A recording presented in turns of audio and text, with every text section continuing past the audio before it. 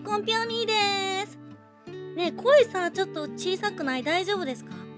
大輝ありがとうございます。下尾ちゃん、ホロちゃん、ミッチー、カムイちゃん、エールちゃん、イクバルちゃん、キョタロお兄ちゃん、おやつちゃん、カイロウちゃん、テイちゃん、ションボリちゃん、エーリュウちゃん、村田学ぶ、タウちゃん、イクバルちゃん、カムイちゃん、ションボリちゃん、下尾ちゃん、エールちゃん、カイレちゃん、カイロウちゃん、歌うちゃん、カイカイさん、テイちゃん、エーリュウさん、ホロちゃん、カムイさん、タイガさん、アリーシャちゃん、カバンちゃん来てくれてありがとう、コンピョーニーです。今日も1週間お疲れ様でした声大丈夫？ちょっとマイクの位置遠くしたんだよね。マイクの位置をちょっと遠くしてみたんですけど大丈夫ですか？みんな聞こえる？こういう風にすればいいのかな？これでどうだ？なんかね、なんかマイクが映るのが嫌でさどうにもこうにも無理だこいつはどうしても映り込んでしまうな。大丈夫？声聞こえる？聞こえるよ。大丈夫。よかった。はい、じゃあね、今日もお話ししていこうと思うんですけどね。金曜日お疲れ様でした。ちょっとマジお疲れ様。ぷよちゃんコンピョーニーです。DM でプラン入って、DM ってプラン入ったら送っていいんですか？大丈夫だよ。鍵垢の方に送ってください。ファンボックス入ってくださった方のお話ですよね。クータちゃん来てくれてありがとう。リミューちゃんいらっしゃい来てくれてありがとう。コンピョーニーです。1週間お疲れ様でした。明日もね、仕事ある人多いかと思いますけど。でもまあ。とりあえず5日間生き残ったっていうことで、ファイティングポーズですね。そう、今日の服どうですか？これ今日ワンピースなんですけど。今日の服はどうですか？明日も仕事おやちゃんはさ、仕事じゃない日ないからさ。りゅうちゃんいらっしゃい、コンピョーニーです。来てくれてありがとう。X の鍵垢ですね。わかりました。ありがとうございます。そう。ファンボックス入ってくださった方は、ファンボックスから、こちらの鍵垢に申請してくださいって送ってるから、そこからね、申請してもらえると嬉しいです。今日の服も可愛い。ね。ほんと？マディスも可愛らしい。これほんとはロングスカートなんだけど、ロングスカートのワンピースなんだけど、わざわざね、皆さんにおみ足を見せたくて、託し上げてます。ミミズクちゃん、コンピョーニーです。来てくれてありがとう、いらっしゃい。金曜日お疲れ様でした。明日もね、皆さん明日は、週末のね、コスプレお顔配信会となっておりますので、忘れずにね、高評価をしに来てください。よろしくお願いしますね。私、一回でもさ、達成できなかったら、多分もう一生やらないから、企画。めちゃめちゃプライドだけはね、一丁前にね、高いんで。服かわいい。かいさん、ナイドね。ありがとう、ナイドね。かわいいでしょ。本当はこの中のキャミソール着ないんだけどね、いつもは。でもそうするとちょっとボインがすごいことになっちゃうんで。そう、今これすげえ託し上げてるけど、実際この辺だから、ほぼもうやばい谷間になってしまうので。今日もね、ちょっと谷間隠しをしながら配信させていただいてます。これあれか、この辺に持ってくればいいのか。でもなんかそしたらなんか絵面的になんか微妙だよね。せっかくの素肌見せたいですよね。じゃあお前はここから頑張って音を拾ってくれ。ボコボコのマイク。ザムちゃんいらっしゃい、コンピョーニーです。来てくれてありがとう。お仕事お疲れ様でした。ナイトね、お約束のごとく明日はいけない。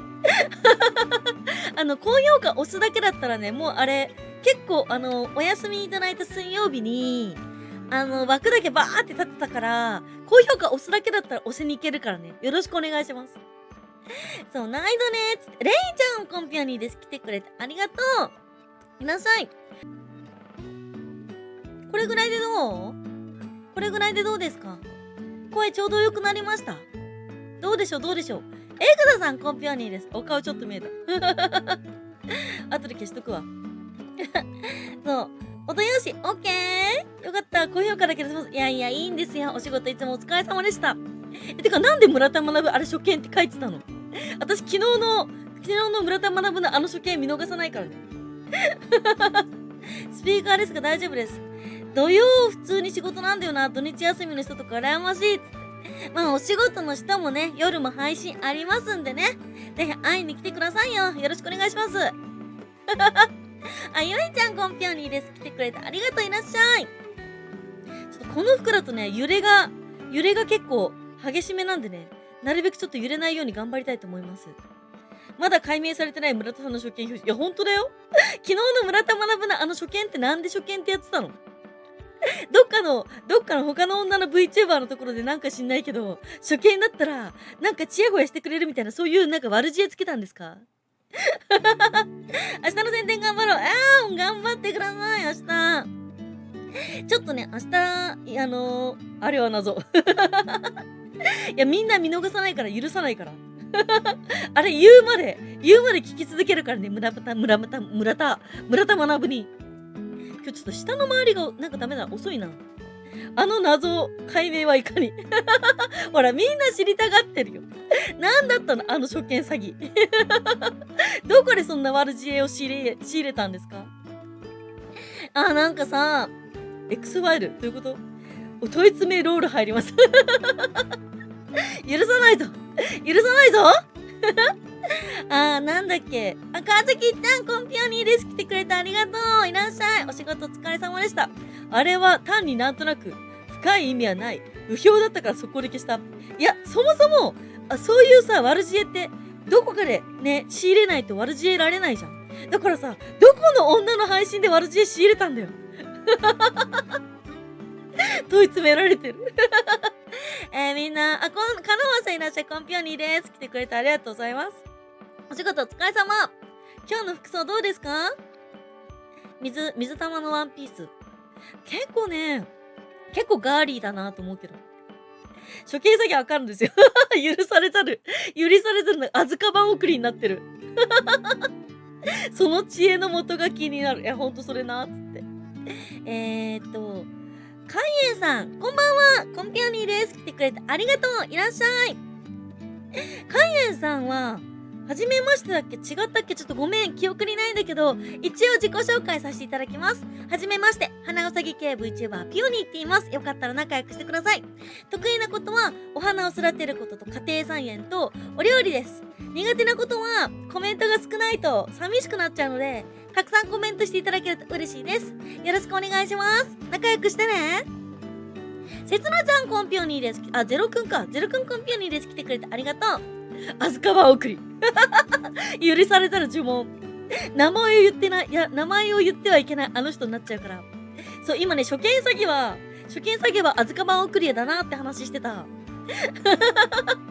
基本的に、10割下ネタですけど、一応こんな下ネタ喋り散らかしてますけど、M カップの幕張メッセで、まだバージン貫いておりますのでよろしくお願いします。大体私の友達の、なんか、また開き症候群の女とか、断根至上すぎのオカマの話ばっかりしてる。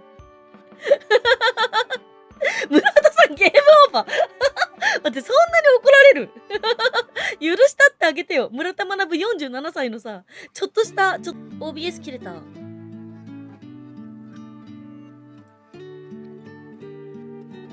ちょっと OBS 切れ気味なんだけど、もしかして狂ってる？なぜかアズカバンなのに、例のあの人、ポッターってが、すぐ出てくる。どういうこと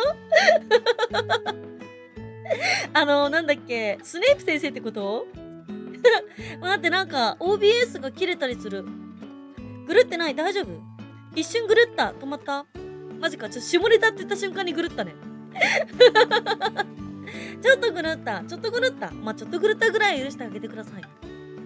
一応、OBS って無料のソフトなんでね。いや、無料でここまでできれば、あんま文句ないやろ。大丈夫、平気。こっち大丈夫。オッケー、よかった。みんなこの1週間どうでした？この1週間はどうでしたか？まあ、明日も配信するんですけど、なんかさ、私にしては珍しく、ちゃんとさ、あれじゃない？ちゃんとスケジュールを出して、で、スケジュール通りにちゃんと配信できてて、体調もちゃんと管理できてて、今週はなかなかいい1週間だったかなと思うんですけど、皆さん的にどうですか？この、毎日私に会えるっていうこの環境。どうですか？ぷよちゃん、ピオニーさんのファンボックス入れてよかったと思えた週でした。マジかよ！ぷよちゃん、いい人すぎやろ！好き。嬉しいだよ。ありがとう。なんか突然さ、飽きられてスッていなくなる人とかよくいるんですけど、そうならないように祈ってるよ。毎日違った可愛さを見せてくれるピオ姫に感謝。健やかで、よし。来年の春に仲人することだった。待って、誰の仲人するの？誰のキューピッドになったの？村田学？あ、結婚式で、なんかいろいろ喋るおじさんを仲人か？ありがとうございます。毎日ピオ成分で仕事会長でした。よかったー。名前を間違えたくらい。名前を間違えたぐらい。どういうこと？夏目のカワウソちゃん、こんばんは。昨日こっそり動画を見てたんですが、オーペ見て楽しむつもりが、喋りが面白かったんで、今日も来ちゃいました。おかえり。Welcome my streaming, thank you. My streaming is Japanese adult word only stream, okay? 私が唯一言える単語を並べ散らかしただけの英語。感謝感謝、かわいい、好き。ほんとかい。職場の部下の仲人。よかったね。おめでとう。てか、ご祝儀大変やん。どっかで稼がな、村田学。で、お小遣い月3000円だからね。YouTube で名前間違えたこと。YouTube で名前間違えたこと？入力ミスしたってこと？見てくれる人が増えることはエゴだ。確かにね。みんな、ピオにメロメロになってほしいですね。このワンピースを待っていた。ほんと可愛いよね、これ。このワンピースかわちくない？かわちくないですか？今日のテーマは、初めてのデート。今日の衣装のテーマは、初めてのデートです。ゆきねちゃん、コンピオニーです。来てくれてありがとう。いらっしゃい。ゆっくりしてってね。初めての一応ね、これ、今ちょっと託し上げてるけど、かわいいじゃないのね。一応これ託し上げてるけど、本当はロングスカートなんで、そう。最近さ、いつも実写配信で私服をね、公開してるんですけど、昨日はちょっとボーイッシュめだったんで、今日はね、ちょっとなんだっけ、初めてのデートを意識してね、衣装チェンジ、衣装をチョイスしてみました。ナイドネ、ピオ沼にずり込むのです。確かに。みんな私のこと好きになってもらって、ピオ沼にずり込むのです。いやね、オタクっていうのはさ、いや、オタクってすごいんだけど、自らね、沼りに行くんすよ、大体。そう、大体ね、レイヤーさんとコスプレイヤーさんとか、オタクの人たちって、結構ね、ド M 気質が多いんで、わざわざ沼りに行くので、だから、おっぱい大きいの見てみたいって言って、来たらそこのあなたぜひ私に沼ってください。のしえるちゃん、コンピオニーです。来てくれてありがとう。いらっしゃい。ワンピースめちゃめちゃ似合っててかわいい。ありがとう。じゃあ明日でもあれか、コスプレだもんね。顔だしね。コスプレだからね。ピオ沼にずり込むって谷間に谷間に入っていきそう。でもね、申し訳ないですけど、なんだろう、私のおっぱい、あれですね。パソコンのマウスごときじゃね、もう全然収まっちゃうぐらいなんで。抜け出せなくなりますよ。息ができなくなっちゃう。そう、私の得意技、圧死だから。ズブズブとピオ姫の沼に沈むのです。デートしたいね。でもゼロくん、ピオの配信全然来てくれないから、まずさ、あれじゃない？信頼関係をさ、構築ちゃんとし直すって心が始まらないとじゃない？だって、ゼロくんさ、ピオがデビューする前めちゃくちゃたくさんさ、なんか、リプとかくれてたのにさ、なんか、デビューした途端にさ、全然来なくなっちゃってさ、ね、そっから、赤の他人みたいな顔して。だからまずは信頼関係を紡ぐとこから始めないとね。谷間に引きずり込まれるとか最高かよ。ズブズブっつって。沼へようこそと。レオさんいらっしゃい。来てくれてありがとう。ピオニーさんこんばんは。お疲れ様です。お疲れ様です。めちゃめちゃ久しぶりですね。何してたんですか？ピオ姫の谷間に押しつぶされるのか。仕事です。谷間で圧死は最高かよ。いやと思うじゃんでもさ、実際さ、圧死させられたらさ、多分相当苦しいと思うんだよね。そう。なんだろう、なんかね、そう、このスカートね、ここがギャザーになってるんですけど、そう。だからね、これね、ありがたいことに、ちゃんとね、おっぱいが大きくても、ちゃんとね、胸が入って、で、さらに、なんか、ウエストもね、細く見えるっていうね、そういう、なんか優れものなんですよ。そう、シーンですね、シーン。シーンです。発がん性物質発がん性物質足りまで足最強。普通にまだ死ねない。死にたくないな、生きたい。なんかさ、もう死にたくないなーっていう言葉を見るとさ、進撃の巨人がなんか思い浮かんじゃうんだけど。あんだけさ、生に固執した作品も珍しいからね。実際把握されたら足しそう。しないやろ。しないでしょ。ピオのハグはもう、あれですよ、もう、母性本能の塊みたいな、もう、ほんとにふわっとしたハグだから、大丈夫よ。恐れず私の谷間に飛び込んどいて。発がん性物質っていうか、発乳がん性物質。確かにな。あれなんだよね。ピオのさ、そもそも、本当に、でもゼロくんあれですね。ゼロくんはまず、スタートラインにマイナスからのスタートなんで。なので、ちゃんと配信にたくさん来て、コメントたくさんして、ファンボックスとかに入り直してくれてからの、スタートラインですね。そう、ピオコミケ、前回の夏コミではそうなんですけど、普通に、こちらの、二次元のお姿の衣装を自分で自作して売り越してたんで、冬コミも参加するので、冬コミは冬コミで会えるからね、そう、会いに行ける VTuber だから。おっぱい触らせて欲しかったら触らせてって言えば触らせますからね。それまでに皆さん、信頼関係ちゃんと構築しなきゃダメですよ。せめて娘さんを大学に卒業させられた。確かにね。確かにそうよね。むしろ窒息するっつって。マイナス。カイロちゃんそもそもコミケ来れんから、会いに来れんから、足の確率は少ないんじゃないですか。交代ちゃんいらっしゃい、コンピョーです。どうですか今日、初めてのデートっていう体で。私服チョイスしてみたんだけど。どうですか可愛いですか実際はね、この、なんだろう、タンクトップないから。でも普段はお仕事だったりとタイミングがないことがありますね。いや、でもなんかね、こうやって、久々でもね、こう会いに来てくれてるの嬉しいよ。可愛いよ。可愛いと思うんだけどね。デートやん。ただ恥ずかしくて顔見れないよ。嘘つけ。あなたはさ、めちゃめちゃ喋る系の陰キャだから、私もね、めちゃめちゃ緊張すると喋る系の陰キャだから、お互い喋り尽くして、気がついたら多分手繋いでるよ。大丈夫。いけるって。可愛い服着た可愛いピヨ姫を隣に歩いてデート、とても良いですね。ホロちゃんはね、まずコミケに会いに来るとこから始めないとね。毎日会いに行かなければね。毎日会いに行かないとね、つって。やっぱり毎日じゃなくてもいいけど、でもやっぱりなんだろう、頻繁に来てくれてる人が来なくなっちゃうのは、寂しいから、嫌われちゃったかなって思っちゃうからね。そのワンピ全体のシルエットが気になります。これね、ロングスカートなんだよね。だからロングスカートだから、膝ぐらいのロングスカート。そう、だからちゃんと露出多すぎない清楚系で、ちゃんとなんだろう、可愛さもね、重視されているっていうね。可愛くないですか？久々にコミケ行きたいね。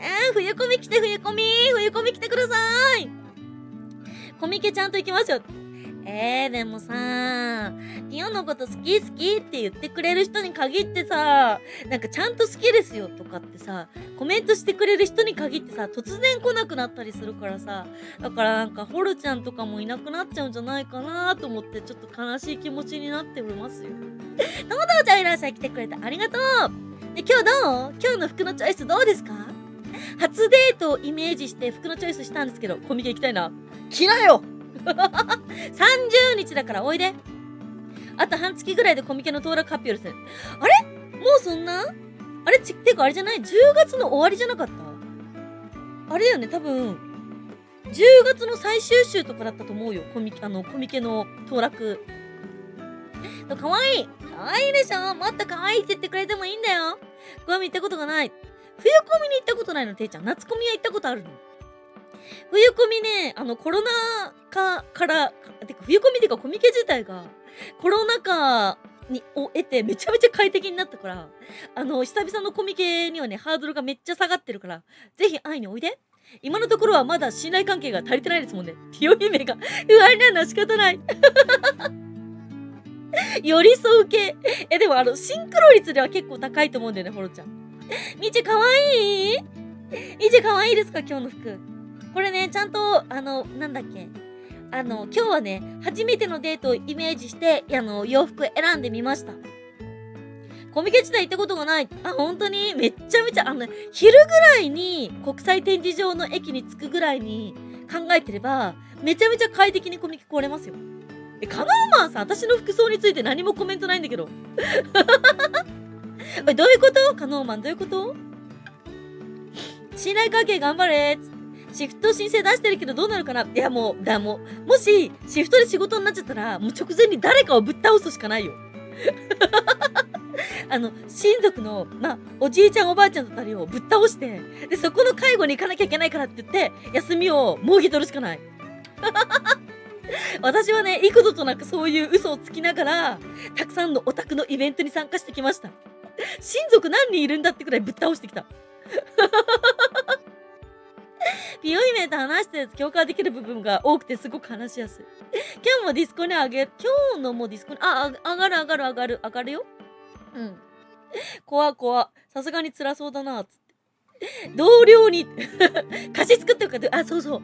お昼ご飯とか、ちょっとおごっといて。いや、あの時お昼ご飯おごったよな。みたいな、そういうやつがいいですよ。誰かを倒すっていくのか。そう、誰かを。そう、私もね、散々ね、お仕事でね、イベント行けないとかいろいろあった時に、散々ね、親族をぶっ倒して、いや、ちょっと親族倒れたんで休みます、みたいな感じで、ぶっ倒して、イベントにね、参加し続けてきた身ですから。やっぱね、オタクはね、貫かなければならないんですよ。己の信念を。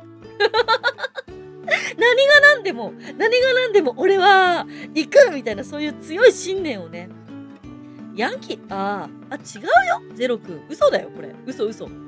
本当にぶっ倒してるわけじゃないよ。そうだ、冗談通じないやついる？そうだ、冗談通じないやついる？違う、そうじゃなくて、職場で、いや、嘘に決まってんでしょ。だからそうじゃないって。だから自分が行きたいイベントがあって、そこが休めなかったとするじゃん。シフト入れられちゃったりとかするとするじゃん。で、そういう時に、親族が倒れたって嘘をついて、仕事を休んで、で、オタクのイベントを全力で楽しんで、その後ちゃんとたくさん働いて頑張るっていう。オタクとはそういうものですから。芹沢書店さん。芹沢さん、こんばんは、コンピオニです。リアタイ初見です。アーカイブから来ました。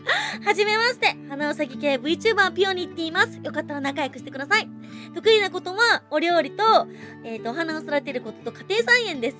自給自足の専業ニート VTuber やりながら学生やってます。よかったら仲良くしてください。よろしくお願いします。リアタイ初めてでコメントくれて嬉しいだよ。たくさんコメントしてね。基本あんまり NG ないから。初見者いらっしゃいませ。オタク強し。いや、オタクとはそういうものですよ。そういえば家庭菜園って何やつらって今はナスとピーマンとキュウリとネギと、あとミントが5種類と、あとローズマリー3種類と、あとタイムを3種類と、あとブロッコリー育て始めました。そう、ミニトマトがね、夏前に枯れてしまったんで、代わりにブロッコリー今育ててますね。で、基本的にお買い物はお豆腐だったりとか、お肉だったりとか、そういう自分じゃ育てられないものだけやって頑張ってる。あとはね、家賃5000円の家で、周りがね、全部農家さんなんで、農家さんからね、お野菜いただいたりとか、そうやって、物乞いしながら生きてます。マキシマイザーちゃんいらっしゃい、コンピョーニーです。今日の服装どうですか？初デートをイメージして、ちょっと衣装っていうかお洋服をチョイスしてみたんですけど、どうでしょう？めっちゃいろいろ育ててる、すげえ。うずらどなたの、うずらは、そう、私が ASMR 最近やってないのって、うずらの托卵機がね、ずっとブオーってこの足元にあるんだけど、足元でずっとゴワーってなってるから、だから ASMR やってないんだよね。今ね、卵入れて、4日目で、6日ぐらい経つと中身が見えてくるんだって。そう、うずらの卵を托卵して、うずらに卵を産ませて頑張ろうかっていう話してる。あ、大根とかね、根菜類は一発屋じゃん、あいつらって。そう、根菜とかじゃがいもとかあいつらって一発屋だから、一発屋は育てなくて、なるべくたくさん実がなり続けるやつしか育ててない。家庭菜園からすごいな。よく漫画とかで見る、父親、弟相手の奥さんの親父さんが既得なんで、本日休みますみたいな、そう。おばあちゃんが階段から転んで尾てい骨骨折したんでって、尾てい骨いいよ。よくわからない骨だし、別に骨折しても命に関わることないから、だから私はね、幾度となく、おじいちゃんおばあちゃんの尾てい骨を骨折させ続けて、で、そういう嘘をついて、イベントに行ってました。すごい昔だけど。ブロッコリー育てるだと。村玉だ。よしき先生、コンピョニーです。来てくれてありがとう。1週間お疲れ様でした。それとミントって繁殖力えげつないって聞きますけど、家庭菜園に侵食あ、そう、しかもミント私直植えなんだけど。私、ミントでお茶作ってるから、毎日のようにミント伐採してるの。だからあいつらの繁殖力がね、全然追いつかないぐらいには伐採しまくってる。あいつが私の、消費力に負けてる。そう、今日もときめく衣装ですね。これ普通に私服なんですけどね。一応ね、みんなと初デートをするってなったらこの服かなと思って、今日はね、私服チョイスしてみました。次はダチョウの卵が、ザムちゃん前言わなかったっけピオ。学校にダチョウいたんだけど、あいつとは相入れない存在だからダチョウは無理なんだよ。今日も、やんちゃん来てくれてありがとう。今日も可愛いピオニちゃん、コンピオニ来てくれてありがとう。もういつも来てくれて嬉しすぎる。じゃがいもって一発で言った。いやね、じゃがいもって、普通の売ってるじゃがいもを、例えばさ、植えるとするじゃん。ちゃんと芽になるし、じゃがいももなるんだけど、あいつらって病気に感染する確率が高いんだけど、病気に感染した状態がわからないんだよね、素人目には。だから、下手に育てちゃいけないんだよ。もう尾てい骨、粉々。尾てい骨を骨折させ続けてる。まだまだすごすぎる。昭和6年生まれのばあちゃんだからまだまだ元気なんだ。昭和6年っていつ？今何歳？ラブリーいらっしゃい来てくれてありがとう。今日の服装のテーマは、初めてのあなたとのデートに着ていく服です。どうですか？かわちいですか？尾てい骨、もう粉々。ちなみにピオも尾てい骨骨折したことあるけど、あれクソ痛いからな。ガンガン使うならミントは最適。いやもうね、本当に、あいつらね、一応ね、ちゃんとブロックでね、花壇区切ってるんだけど、そのブロックから這い出れないぐらいはね、私伐採してるから。しかもあれ何がいいって、冬も夏もずっと取れるんよ。マジ最高。ハーブって。ハーブほんと最高よ。ハーブがなかったら私多分死んでると思う。セイソの姿、そう、これね、ちゃんとね、ロングワンピースなんですよ。膝丈ぐらいのね、ワンピースなんで、ちゃんとね、お清楚でありますよ。たまにはね、清楚をちらつかせとかないと。エロアカウントだと思われるじゃん。エロ VTuber だと思われるから。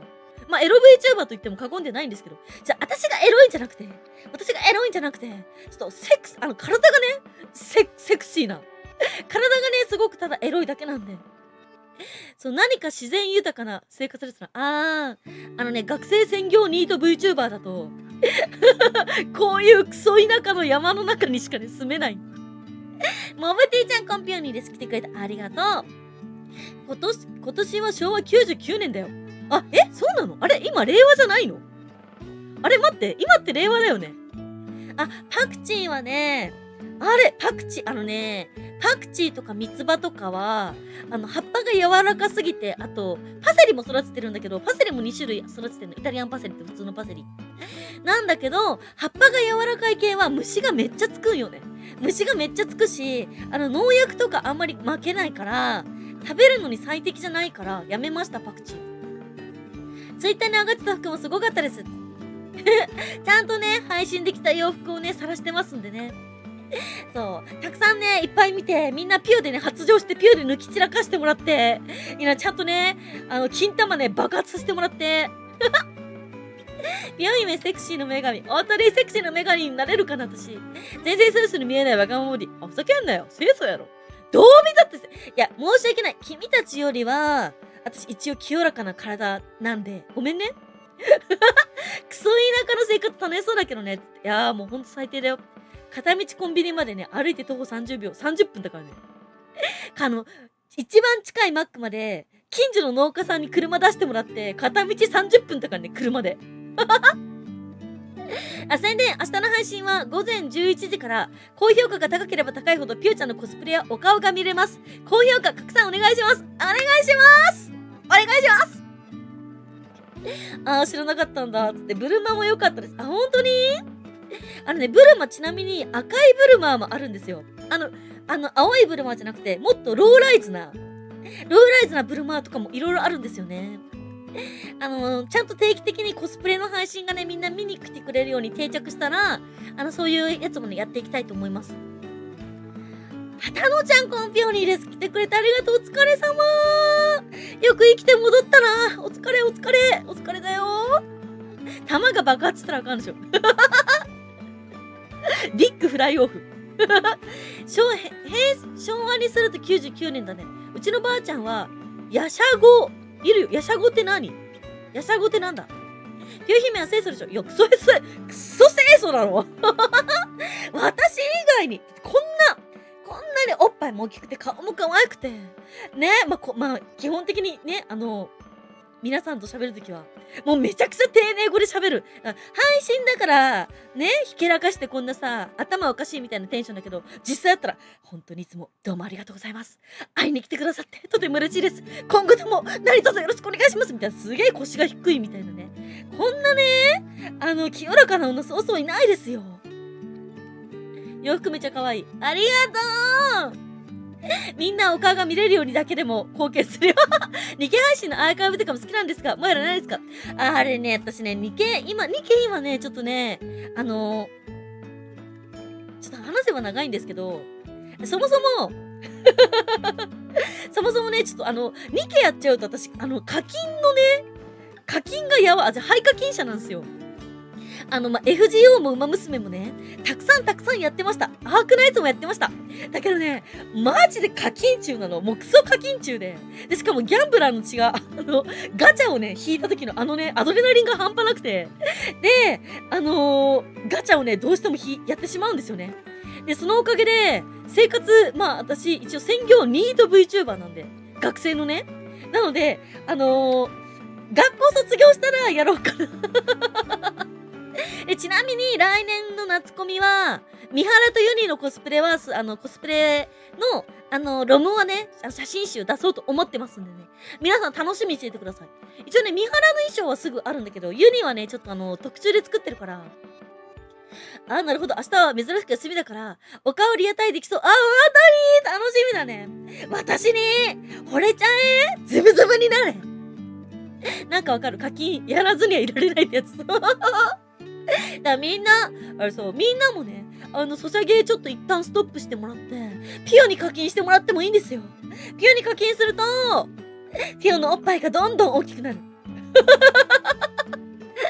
夢が広がるって意味ね。そう、ごめんなさい。私、一応、ナチュラルで売ってるんで、整形とかは怖いからお金がなくてできないんで、いっぱい美味しいもの食べて、おっぱいが大きくなれたら嬉しいなって思ってます。三原とユニといえば、サイドストーリーが追加された。何言わないでやめてネタバレやめて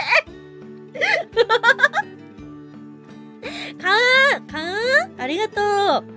昨日のアップデートで三原とユニのサイドストーリーが追加だからやめろっていい加減にしろやりたくなっちゃう。私、三原大好きなんだよね。三原最推しなの。ユニも好きだけど、やっぱ三原が好きなんだよね。あの人なんかちゃんとわきまえてる感じで好き。いろいろそうなんだよね。ドッカンバトルは400万使いました。何それ、ドッカンバトルって何？もろ出し相撲みたいな、そういう感じ包協手術。私さ、もし私が包協手術するとしたら、包協じゃなくて減乳手術だから。もうだって、M カップのブラジャー売ってないから、だから今だってさ、頑張ってさ、K カップのブラジャーつけてるんだよ。もう、いつもの配信来てる人だったらわかるけど、もうお肉が溢れ出してんの。だからもう私、これ以上大きくなったらマジ困るんよ。しかもさ、まあ見てもらったらわかるけどさ、ウエストがこんなもんなのさ。ウエストこんなもんで、バストが、145センチで、ウエストが多分ね、70弱ぐらいで、ヒップが120センチのクソわがままボディなんで、なかなかね、服も入ったり入らなかったり大変なんだよ。選べないんですよ。なかなか大変なんだよね。あ、めいちゃん来てくれてありがとう。めっちゃ久しぶりだね。何？私服だよ。クーパー人体強化手術とかしないのか？しない。ちょっとザムちゃんもちょっとこれ、ザムちゃんもね、H カップとか G カップらへんの貧乳しか見てないような多分、知識なんだと思うけど、クーパー人体なるものが生きてるのは、H カップ、G カップまで M カップってなると、私乳首今ここにあるんですよ。で、鎖骨がね、ここなの。で、こっからもう盛り上がってんじゃん。見ればわかるけど盛り上がってんじゃん。でもこっからこんだけ胸なわけよ。もうクーパー人体なんてないも等しいですよ。あいつらはもうとっくの昔に死んだ。そう、目指せ P カップ。いやー、頭おかしいでしょ。タイガちゃん、そんなね、目指せ P カップって言うんだったら、毎月ブラジャー代ください。ブラジャーだけで、毎月8000円かかるからね。1万新しいの買うと。パンツなしで。パンツセットだと1万2000円ぐらいになっちゃう。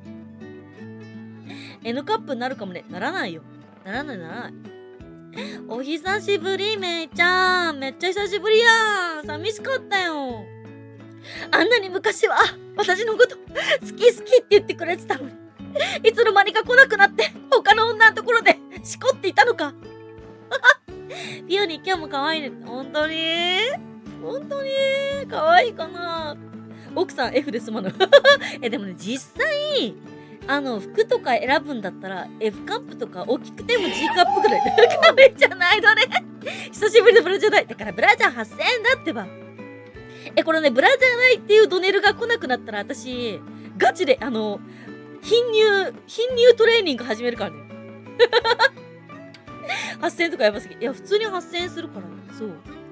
メンヘラ、ゼロくんもあれだな、知識ないな。メンヘラって病気だから。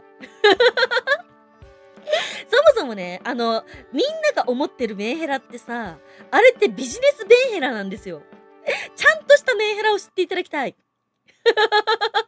ちゃんとしたメンヘラってあれだからね。よーし、今日も外に行ってアニメートに行くかーって思って、お日様が強いから行くのやめようみたいな、こういう浮き沈みの激しいヘラルっていうんだよ。なんか誰かになんか思ってほしいから、なんかちょっと嫌味的な悪いことを言うっていうのは、これはメンヘラではなんでもないからね。ないのね。B でいろいろ申し訳ない。大丈夫だよ、娘ちゃん。ピオも高校生の時は、お母さんと妹と同じね、柄で、同じ色違いのね、ブラジャー B カップしてましたから。ちゃんとした下着屋さんで測ってもらったら、多分 B よりもあるかもしれない。ライユちゃんコンピオニーです。来てくれてありがとう。どうですか、今日の服装。今日はね、一応、村ゆうちゃんもいらっしゃい。みんなと初デートするなら、こういう服かなと思ってね、今日はね、お洋服選ばせていただきました。そう。ニケはほとんど課金してない戦力10万いってる。私ね、ニケもアークナイツも課金しすぎて、星4とか星5しかいないみたいな。あと全員ぶった切ってくみたいな。そういうね、やり方だから、あれなんだよね。そう、ダメ。サイズ小さいほどブラジャー安い。クソ安いだろうね。2900円とか1900円で買えるブラジャーの、ね、あれの人たち、ほんと、羨ましいですよ。どんだけ課金するよ。いや、私は、神聖なオタクですから。推しにはね、無限課金のオタクですから。だってさ、推しに長くいてもらいたいってことは、それだけね、課金しなきゃ、母体の運営がね、手放しちゃうかもしれないじゃないですか。私、一回だけね、めちゃめちゃハマってたソシャゲがね、なんかなんだろう、配信ストップっていうか、一回ね、終了してしまったことがあって、で、その時あんまり私は課金をしてなかったんですよ。なので、それ以降、私は、これと決めた推しに対しては、必ず課金をして、生命維持をね、し続けなければならない。なんていうの、運営という母体というね、まあ、体内にね、頑張ってお金をつぎ込もうって決めたから。そう、デートか、この人生でいけるかしら。ちなみにピオの来年、本当は今年やる予定だったんだけど、来年の、5月11日、ピオの誕生日周辺に、ピオが主催してパーティー会場を借りて、みんなで立食形式の、オフ会しようと思ってんの。ピオがリアルで行くからね。3次元のピオニーが、取り仕切るオフ会やるんだけど、その時のね、くじ引きに、最低でも3人は、1日デート券っていうね、くじ引き入れるから、頑張ってその1日デート券を引いてください。そしたらピオと1日デートできますね。無料で。俺もオタクっつって。でも、はたのちゃんはピオオタクじゃないでしょ。みんなピオオタクになってください。廃課金者のパーティー組んでたんです。アークナイツは男性のイケメンだけのグループと、めちゃめちゃ戦闘力だけが強くて、なんか、回転数がめっちゃ悪いパーティーと、星一つとか二つとかのクソザコのパーティーとって、そういうの組んでた。政治さんコンピョンにです。来てくれてありがとう。今日の服装どうですか？今日のイメージをね、初デートイメージしてやってみました。ジャンルすげえけどワイもオタク。どういうこと？ニケはサービス開始からやってるからコツコツ積み重ねのニケのレベル440まで来た。すげえ。ファンの鏡だね。そりゃわかるなって。サリちゃんいらっしゃい。来てくれてありがとう。デート券って1枚じゃない。デート券ね、一応、今んとこ多分私の集客能力で、30人から40人の規模で考えてるから、なので、その場の生脱ぎパンティ1枚と、あとデート券が3枚を考えてます。はい。その場で私がノーパンになるというね。そういう企画も考えてますので、皆さんね、来年の5月までね、ピオのことずっと好きでいてくれたら嬉しいよ。とりあえずピオ姫にキノコ伝説とかおすすめしちゃダメだね。最悪の人生終わる。キノコ伝説って何？無料か仕事だしなーつって。違う。いつデートするかとか、日曜とかその人の都合に 100% 合わせるから、ただお昼ご飯代とかは出してねって話。そう。ピオニーオタク、そうだよ、ピオニーオタクになってください、皆さん。私がお好きになって、私もガチャやればいいのか。廃課金ガチャみたいな。みんなでガチャ引いてもらって、その日の服装とか決めれればいいけどね。ピオオタクになるには仲良くならないと。そうだね。仲良くなることも大事だけど、ずっと配信に来てくれる、毎日じゃなくても、配信にたくさん来てくれることが一番の近道かな。衛星組は1日デート券当たっても困りそう。別にだからあれだよ。私の交通費出してくれれば、あなたの地元に行きますよって話ですよ。それは無限大だから、別に、遠征組の人たちだったとしても、私別に夜行バスでも全然いいから。だからなんか使い方は人それぞれだよね。デート当たったらリスナーその日のスケジュール作るの必須になりそう。みんな、あれじゃディズニーランドでいいんじゃないの？わい、車オタクだから。いや、だからピオニーオタクになってよ。だからピオの板車作って、ピオの板車。生脱ぎ引いたらみんなにプレゼントだな。村田学ね。村田学はくじ引き引かなきゃいいんだよ。来年の5月、場所はどこら辺で予定にしますか？基本的に、新宿？みんなが出やすい新宿の、パセラとかで、結婚式の二次会とかに使われるところで、お食事が出て飲み放題で、あとピオの、手料理、一人一品ずつ必ず食べれるみたいな、そういうので考えてます。はい。お昼食べるならどこ行くとかありますか？私もしよかったらお弁当作って持ってってあげる。なんかね、私、あんまりお金使われたりとかお金使ったりすること好きじゃなくて、正直な話、ピオとデートしたいだけだったらピクニックで十分。あさちゃんコンピョニーです。かわいいですね。ほんとありがとう。今日はね、一応みんなとの初デートするならこの服かなと思って選んで着てきました。こっちに来てもらっても何もないんだよな。だからさ、あれだよ。どっかの公園でずーっと2人でおしゃべりでも全然 OK。そう、お金かけるだけがデートじゃないからね。休みを意地でももぎ取る。まめに配信来てコメントするの大事。いや、それね、ピオタク。マイクラでお花屋さんみたいだね。私、マイクラマイクラそうだ、私、そうだ、なんだっけ、スイッチ版のマイクラのソフト送ってもらったからさ、マイクラできるんだよね。マイクラやりたいんだけどさ、てかさ、発光体ちゃんいる？発光体ちゃん。発光体ちゃんもうどっか行っちゃった？発光体ちゃんさ、ピオデビューした時にさ、なんか速攻でさ、ピオ用のマイクラのさ、あれ作ってくれたよね。まだあれデータある？送って。どうせもういないかもしんないけど。そう。くじ引きなのか、くじ引き。新宿行ったことない。秋葉原のあるが。秋葉原はね、パーティー会場ないんですよ。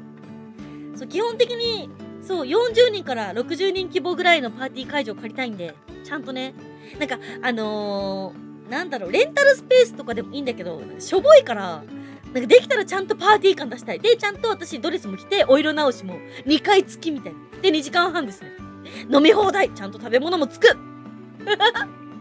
畑で採れた野菜を使った料理。あ、違うよ。なんか唐揚げとかさ、その人の好きな食べ物を作ってあげたい。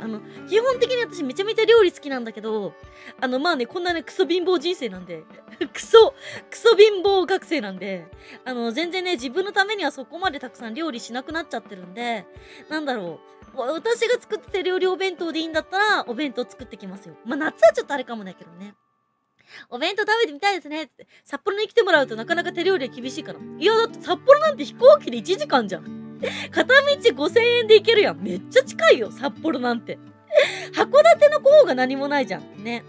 人少ないところのが落ち着く。だからそういう人はさ、そういう、あれにすればいいんじゃない？まあ公園デートでもいいけど、プラネタリウムもいいよね。生脱ぎパンティはピヨミンが獣化しそう。巨人になる。手作りお弁当だと最高のご褒美じゃないか。ねえ。でもちなみにピオあれだよ。結構撮影会に来てくれた人で撮影会通しで来てくれた人とかは、全員のね、お昼、お弁当作ってたりとかしてた。そう、誰かのために料理をするのが好きなんだよ。なんだけど、悲しいことに3次元じゃ告白も何もされないっていうね、悲しいね、このただの爆乳お化けなんで。なので頑張って二次元転生してたんだけど、二次元転生でも、恋愛対象として見てもらえないっていう。マイクラ参加型ですか？そう、あれなんだよね。なんだっけ。スイッチ版のマイクラだと参加できるのが4人だから、そうなってくるとファンボックス参加してる人が優先になっちゃうかもしれない。マイクラスマホで買えるよ。マイクラでスマホ使える。知らないそれ。いや、私ね、パソコンの画面とかを、なんだろう。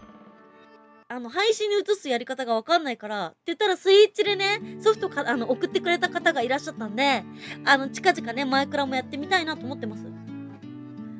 みやみやちゃん、また学園ハンサムやってほしい。だってさ、学園ハンサムさ、なんか、くっそ同説低くてさ、私なんか、あれ悲しかったんだけど、いやだからなんか私は、ゲームで受けるタイプの人じゃないんだなって思った。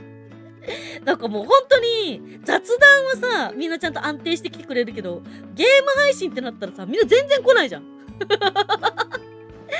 一人でさ、ハンサム楽しんでる方が楽しい。お色直しまであるとオフ会というより、ピヨ姫ディナー会みたいな。そう。いや、基本的に私はおもてなしする側だから、ピオの誕生日オフ会の時は、ピオには一銭もお金入りませんので、皆さんは自分たちのお食事代と参加費だけ払ってもらって、そう、基本的にはもう、私はお金一切いただかない。そう。マジでホストと貸すから。そう。うち田舎だから来てもらうの申し訳ない。村田学が車で迎えに来ればいいだけでしょ。前から頑張れ。頑張ってみたい。なんかいろいろ作れるよね。頑張りたい。愛知県にはジブリパークがある。入れるかどうか知らないか。でもさ、ジブリパークさ、なんか食べ物が美味しいって言ってなかったっけ？なんかさ、なんかあったよね。なんか、確か TikTok かなんかで回ってきたんだけど、なんか食べ物も美味しいし、ちゃんと再現されてるからめちゃめちゃ楽しいみたいな。4人は確実に、現実に集まってやる場合、オンラインでは8人かと。あれそうだった？なんかね、裏表紙にね、最高4人までみたいなこと書いてあった気がするんだよな。オンラインそうだよね。そう、ぴょ姫に来てもらうくらいなら自分から向かいます。ジブリパークは、今は1ヶ月前からチケットを狙わないと難しい。そうなんだ。そうなんだ。私もうジブリ。でもね、私ね、ジブリも大好きなんだけど、ジブリよりディズニー派だから、なんかね、ディズニーの、古き良きディズニーで育った、一応ね、乙女心の満載な M カップなんで、だからね、ジブリは、オタクとしては、まあ見たりするし全然いいんだけど、でもジブリの中でも、みんなが人気あるさ、ハウルの動く城とか、なんかなんだろう、トトロとか、まあみんなが好きなやつ、もののけ姫とかよりは、ジブリの中で私は、あれですね、かぐや姫の物語とか、ああいう高畑勲先生よりの、思い出ポロポロとか、そっち系の方が好きなんだよね。なんかいろいろ、なんだろう、すごく考えさせられる。なんかこれってこうだったんじゃないか、ああだったんじゃないかみたいな、すごい考えさせられて、その考えさせるようなムーブが多分私波長が合うんだよね、あの人と。あの方の作る作品と。そっちが好きだから、だからなんだろう、千と千尋の神隠しも大好きなんだけど、あれ、ハク死んじゃうじゃん、多分。それを考えるともう胸が痛くてもう見れないんだよ。千尋ありがとうって。私の名は、にぎはやみ、なんか、フリチンなんとかだったみたいな、なんかそんな感じの名前だったじゃん。でもさ、いなくなっちゃうって考えるとさ、悲しくてさ、もう見れないの、さすがジブリって。スイッチレマルチなら最大8人。あ、そうなんだね。ジブリは購買率。青子ホタルの墓も全然見るよ。全然見るけど、でもあれってさ、人間の未熟なものところがさ、すげえ描かれてるから、だからなんかもう、まあ、これは死んでもしゃあないなと思ってしまう。最低ごめん、今のコメントなしで、NG で。生たぬき合戦ポンポコ。あれもね、私ダメなの。動物大好きだから。動物が惹かれてしまったりするのめちゃめちゃ悲しいし。しかもなんか、あれじゃん。人間のエゴで動物がさ、迫害されていくじゃん。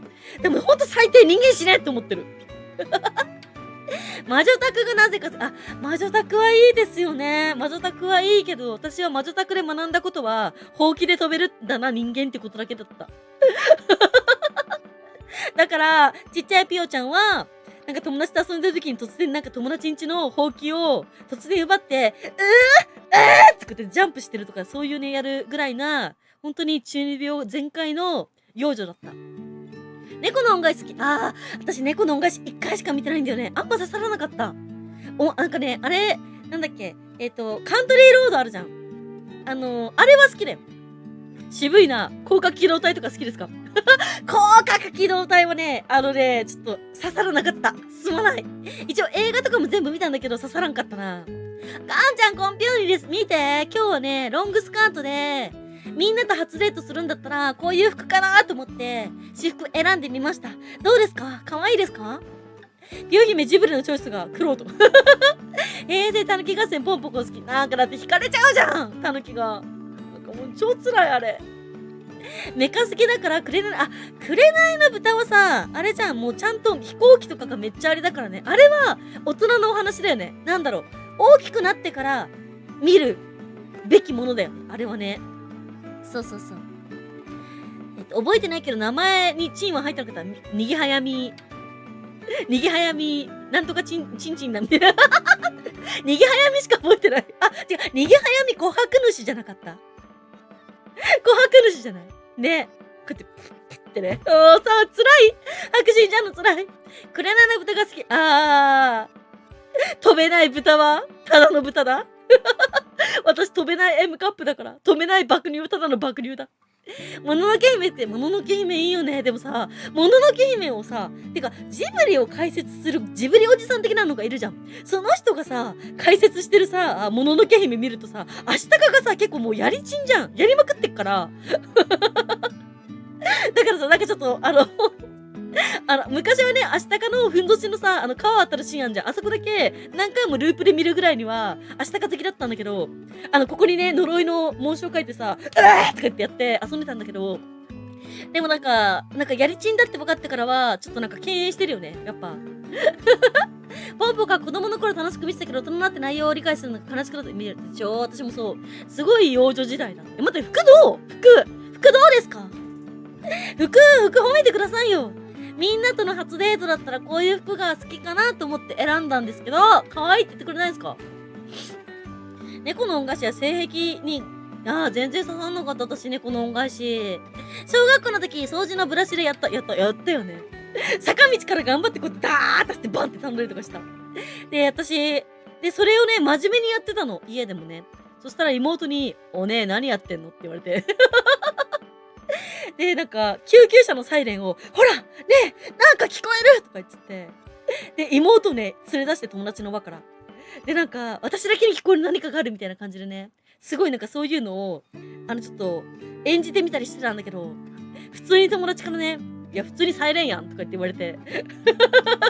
すごい、だけど私は負けずと、いや、あれは私に聞こえる、声が聞こえる、行こうっつって妹を引っ張ってね、輪からね、抜け出させて、で、なんかいろいろ公園とか行ってた。よくいじめられなかったなって思うよ、今思うと。ひょうちゃんコンピよー沖縄旅行してる。あ、こまっちゃん沖縄行ってんだ。いいですね。ゲド戦記は好き。ゲド戦記は好き。あれもいろいろ考えるよね。なんか、クソゲド戦記死ねみたいな感じのさ、あれじゃん。なんだっけ。学園ハサムでさ、ゲド戦記はクソみたいなことめっちゃ言ってたけど、ゲド戦記は、小さい時に見てもわからないけど、ちゃんと大人になってからいろんな視点で見ると、すごく学ぶところがあるから、全然臭くないです。紅の豚の大人にならないと魅力わかんない。いや、そうよ。影で何を間違ったのか、車が真っ赤。だからそこに私のシールを貼って、私のいた車作ってくださいよ。デッキブラシで空飛べるんだと思っていた幼い頃。いや、本当だよ。思ってた、私。私も魔女の血を引いてると思ってたもん。そう。ウサギはもともと飛べないから、つって。確かにね、オリジンの姿じゃ飛べないですよね。多分、どの巨乳も、ほうきで飛ばない。アシタカじゃなくてやりたか。そうだよ、やりたか。やりたか症候群だよね。服かわいいですよ。本当にかわいいですか？これであれかな。婚活パーティーとか行ったらモテるかな？いや、ガチでね、なんか、私のさ、友達がね、めっちゃ、私がもう本当に男性経験マジなくて、で、本当に告白も全然されてなくて、もうオタクまっしぐらで生きてきて、で、2年ぐらい前にね、まあ結婚した友達がいるんですけど、子がいるんですけど、その子がね、私の将来をね、めちゃめちゃ心配して、人をね、仲人するから、とりあえず誰かと付き合ってみろ、みたいなね、そういうね、なんか、連絡がね、来たんですよ、この間。そう、既読無視してる。オタクあるあるのね、なんて返していいか分からなくて既読無視してしまうってやつしてる。明日かには犬塚いるって知ってるから明日か嫌いになった。いや、かやでしょ、かや。かやはね、その時、一応ね、明日かの子供を身ごもってる設定らしいっすよ。で、さらにサンとも、ホラーまでやり散らかしたらしいですよ。その、ジブリおじさん曰く。服はとても、清楚でお似合いで可愛いですね。服はってなんだおい。おい、おやっちゃん。服はってなんだおい。聞き捨てならねえぞ。服はって何服もだろ今日は可愛いぞ、服。今日も可愛いぞ、服。可愛いでしょこれね、一応ね、ロングスカートなんですよ。まあ、膝丈ぐらいのスカートなんですよ。それをわざわざね、おみ足を見せたいがために託し上げてます。ゲドは心を何に例えようしか。心を何に例えようでしょで、ピオニーに好評でよかった。いやー、それはどうだろうなーつって。どういうこと？ちょっとどこの話だ？今夜か、ポチ。明日か。やりたかは、裏設定がすごい。いや、なんかその、ジブリ解説おじさんがね、いや、このシーンをやってますよねみたいなことをね、めちゃめちゃなんかすごい言ってて、やってないわけないでしょみたいなね、そういう感じで、監督が切れたりするらしいですよ。解説マジ面白い。やりたかね。で、やりたかの一物を、もしかしたら右手がいきり倒してたんじゃないよね。もしかしたらね、明日かがさ、やりたかになってたのをこうやってグッと押さえてたのかもしんないよね。タタラバでね、あんなみんな胸はだけた姉ちゃんばっかりだからさ、やりたか。レイさんコンピューです来てくれてありがとう。大人のおもちゃの会社から連絡来た。来たよ。ちょっと待って、もののけ姫のヒロインみんな可愛いね。いや、可愛いね、服も。それは聞いたことある。さすがやりたか。たたりより股間を沈めなきゃいけない明日が。ブルルルルみたいな。服かわいい。待って、服だけじゃなくて顔も可愛いでしょ。性格も中身も好きになってください。何を例えた何たか。けど戦記よ。ゲド戦記はさ、私はすごく1回目見た時は全然よくわかんなかったんだけど、でもね、ちゃんと2回3回って見たら、すごいいい話だった、ゲド戦記は。ラピュタは何回見ても飽きない。あれでしょ、パズーが、シータに抱きつかれて胸の感触で男になった瞬間でしょ。そう、そりゃまあ静まるってなるわね。ピオニーさんってこういうことを言うタイプだったんですね。一応名誉挽回のためにちょっと言わせていただきますと、基本的にっていうか私はありがたいことにっていうか申し訳ないことに、一応ね、処女膜張ったまだバージンの M カップです。ただ、小学校3年生みたいな下ネタが大好きなだけ。そう、口ばっかり、所詮口ばっかりのクソみたいな大人ですよ。でも、なんだろう。誰よりも清い自信はある。まだはね、貫かれてないからね、幕が。幕張メッセですから、まだ。さすが、やりたか。京太郎兄ちゃんいらっしゃい。京太郎兄ちゃん、今日の服どうですか？みんなとのデートだったらこの服かなと思って、私服選んでみたんですけど、どうでしょうか？なんか、明日かで大喜利大会始まった。やりたか？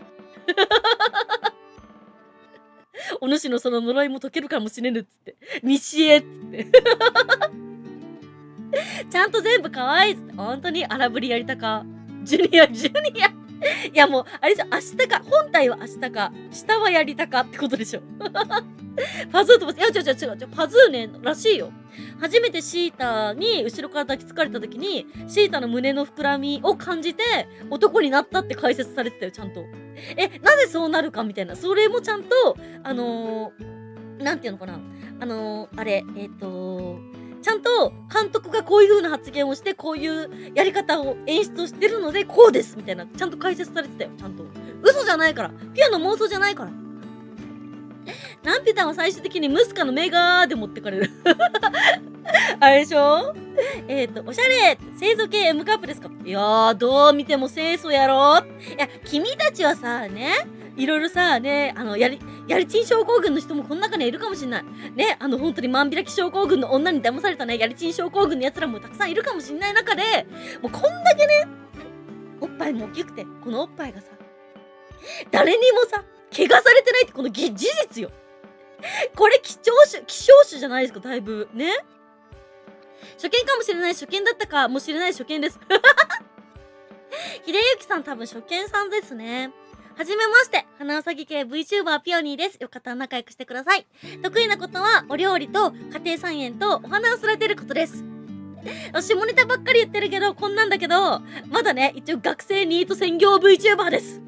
よかったら仲良くしてください。コメントたくさんもらえると嬉しいよ。よろしくね。千と千尋で、遊郭を描いた人やから。神様の抜きどころ。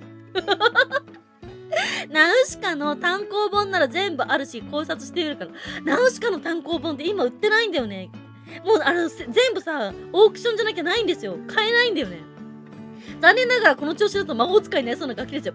いやだからさ、あれですよ、みんなさ、ね、私も、一応ね、私が、なぜ、男の人と付き合ったりとかしたりしてこなかったかっていうと、私はもし自分の推しが、なんか異性とイチャイチャしてんと思ったら嫌だなと思って理想の推しになりたいがために、ずっとね、そういうモーションもなかったんですけど、告白されたこともないんですけど、男の人にね。付き合ってくださいとかって対面で言われたこともないんですけど、でも、こういう活動だったり、二次元創作もずっとしてたんで、そういう中で、自分が推すんだったら、こういう人がいいなっていうのを目指そうと思って頑張って貫いてきた結果、未だにね、処女膜張った状態で生存しておりますね。この M カップも、犬の枕になるぐらいしか、犬の階段になるぐらいしか使い道がないみたいな。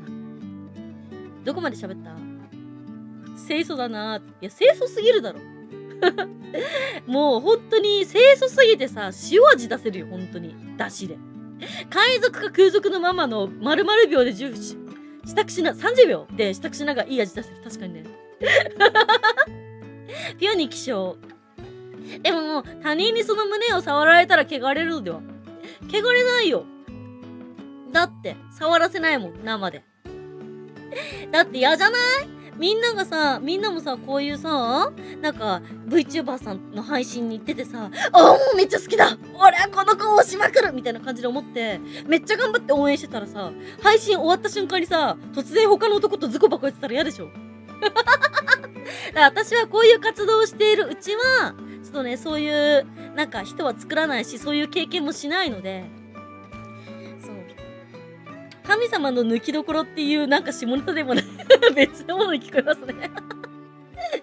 残酷な例えですけど、3サイズなんていうのはほぼ正直女の子を識別する要素ではあって、女の子としてどうこう言える権利も持ち合わせてる言い分なんざ俺らにはないんですよ。どうした？ちょっとごめん、文章が長すぎて何もわかんなかったんだけど、一言で言うとどういう意味ですか？ごめん、ちょっと、ごめんね、申し訳ない。野ウサギが頑張って得積んで人間の姿になっただけなんで、ちょっとあまり長文だとね、理解が追いつかなかったりするんですよ。清楚か。いや、清楚でしょ。少なくとも親っちゃんはさ、ね、親っちゃんはさ、もうまぐわった経験があるから、女と。親っちゃんより私清らかだよ、私。